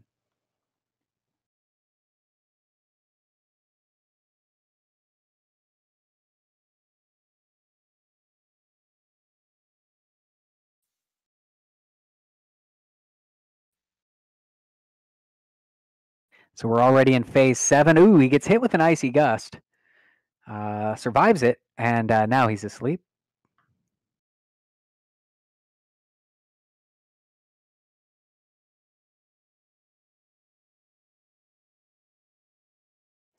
So taking advantage of that oversight where we're keeping Necrocero asleep with the Sword of Lethargy. It works on bosses. 33% chance every time Necrocero gets hit, and I think all 4 party members have that sword. So it's just a matter of keeping him asleep. And then I think he's going to cast a sap spell here now.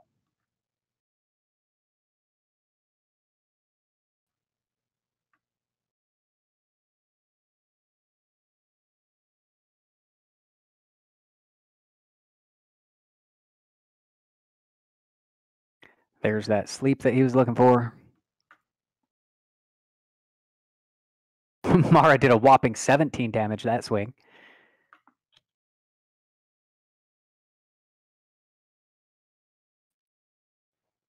And he's down.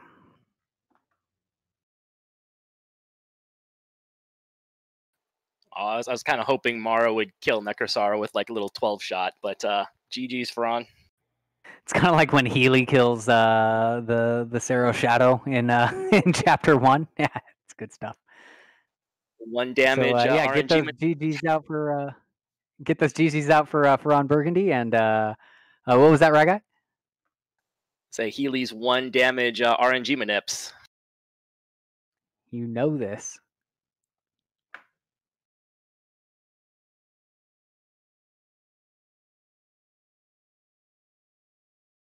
So Ron Burgundy's going to be making his escape from the Zenithian Tower. If you enjoyed this randomizer and you want to see more of it, be sure to follow our runners for Ron Burgundy, Z-Man 050778, and Ryguy 3745. They run these races fairly often, as do our commentary crew, myself, Velu V, and Angel FM. Game Boy F9, who's restreaming today, is also the creator of Dragon Warrior 4 Randomizer. So give him a follow. You can ask him all your questions in his stream. He'd be more than happy to talk to you about it. Have a look at the Discord, which was posted up there a little bit earlier, and come join us sometime. And welcome, Furron. It sounded like Velavi was getting a wrap-up. I'm like, man, did I do so poorly I don't get to say anything afterward? It wasn't a wrap-up. It was just while you're fighting the dude and escaping the tower, I'll read these things off. It gives me a thing to say, you know. Oh, okay. But it sounded very much like a wrap-up. I was like, wow. It's like the music playing at the Oscars or something when their speech runs too long. Yeah, let's just get our long cane and just sweep the eye off. Give him the I don't know. I just wanted to not completely embarrass myself out here, and it looks like Ryguy finished almost a half hour ago, and Z finished about 15 minutes ago. So, I mean, I finished 21 minutes under my average. Bright spot? You did quite well. Yeah, you were doing all right. We were watching through. There was actually a few times where you had the lead. So you know, I think it was all in all, it was a good race. It came down to really just the order that people went to Santeam. Yeah, I put it off, and in hindsight, I probably shouldn't have. But I mean, I checked everywhere. I think I checked everywhere but the crypt and the cave west of Keeves, which is the proverbial forgotten spot of Dragon Warrior 4 Rando. Yeah, I mean, there was one point where you're pretty much just right behind Ryguy because he could not find Riverton to save his life, and you're just getting out of Baker's Cave at that point. Oh, okay. Yeah, I stumbled into Riverton, and I said, all right, let me get this as a return spot because it may come in handy later. And it turned out it did, and then as soon as I saw the gas canister in Garden Burr after getting the final key, I beelined to it. Now, there was something interesting in that final fight, which I'm glad... I mean, I said it on my thing. I didn't know if my audio was taken or not, but so I'm glad Game Boy was checking it out. Because I had equipped the Zenithian sword in battle, it wouldn't let me use it in the final form of Necrosaro. I don't know if that's a wonky game feature, or... I don't think you powered it up. Oh, it has to be powered up. Oh. Yeah, you have to take it to Master Dragon. You have to take it to Master Dragon. Oh, yeah. See? And here I thought it was some sort of a rando something or another. It's not just a game mechanic that I would normally go and get it, but I thought, I've got 4 swords of lethargy. Why would I need to power up the sword? Well, there we go. It's a learning experience. You still did. It turns out you didn't really need it so much. You're able to take him down no problem. So it wasn't that grand of a faux pas. Yeah, there were plenty of other little faux pas that added up to a grand or so over the course of the seed. Give or take, maybe 1,100, maybe 900, I don't know. Word puns, ha! Grand, 1,000, no? Oh, there it is. Sorry. I was kind of a little lost on that one. You didn't write in chat to tell me to laugh. I mean, if you would have said that, I maybe would have laughed. Cyberdark votes boo. I've got to have my own applause signs now and laugh signs, laugh tracks. Oh, gosh. Oh, there's plenty of those that come by nature. I think there's even a boo command in my channel. Yep, there it is. For those paying attention to my channel. Little late there, Game Boy, on the applause thing. So, any other thoughts, Farhan, about that seed, or from any of our other runners? Anything else? Anything strike you? Yeah. Well, I kind of knew going in I was going to be a distant third. I mean, just because Ryguy and Z, I mean, you look at the SRL rankings, I'm 9th out of 18. They're 2nd and 3rd, respectively. And first is your co-commentator here. So I knew that I had an uphill battle from the start. I thought I was doing fairly well in the first 4 chapters, so I thought, all right, I've got a puncher's chance if I can find everything in a decent order. And then, as Chapter 5 tends to do, when the game tells me to zig, I zag. Yeah, you kept up with everyone perfectly fine. I mean, you even got through that Kilion fight, like, just barely, but you got through it. Oh, which, the Chapter 4 or the Chapter 5 one? Well, actually, both of them, I guess. Yeah. Yeah, I mean, the Chapter 4 one, I think everybody wiped, well, except for you, everybody had wiped on it at least once. Z-Man wiped so hard that he didn't go back there for until he cleared a whole bunch of other caves. Oh, wow. So yeah, I mean, you definitely were keeping up, and it really, this one here really just boiled down to who found Santeem first, or who decided to go there first, and it just turned out that Ryguy was looking for levels, and so he went. Yeah, it was in the back of my mind, but I'm thinking, well, I don't know. I was trying to play the odds. I thought, all right, Dire Palace, Actemto, there's 12 chests there. There's only 3 in Santeem. It's always when I leave it behind is when it turns out that it's essential. That's how it seems to go. But, yep, almost a full bingo card this time around. All that was missing was the Crypt and Keeves. Anyway,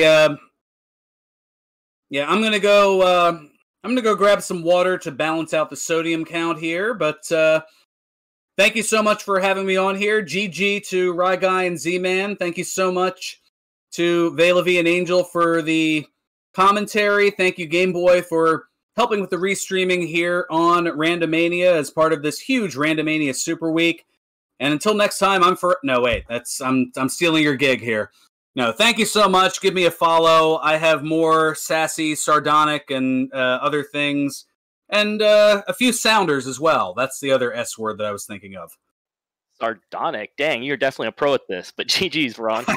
Sounds super. Alliteration. It's a fun thing. All right, but no, thank you so much. And thank you all to tuning into Randomania. And yeah, make sure to give everybody a follow here because, well, we're all fantastic people. I'll even toot my own horn for a rare change. Awesome. Well, thanks for stopping in and give us a chat. Thanks for running as well, Farhan. Any other final comments from our other runners before we wrap this thing up? I just want to thank UV and Angel, and also Game Boy for restreaming. It was a lot of fun.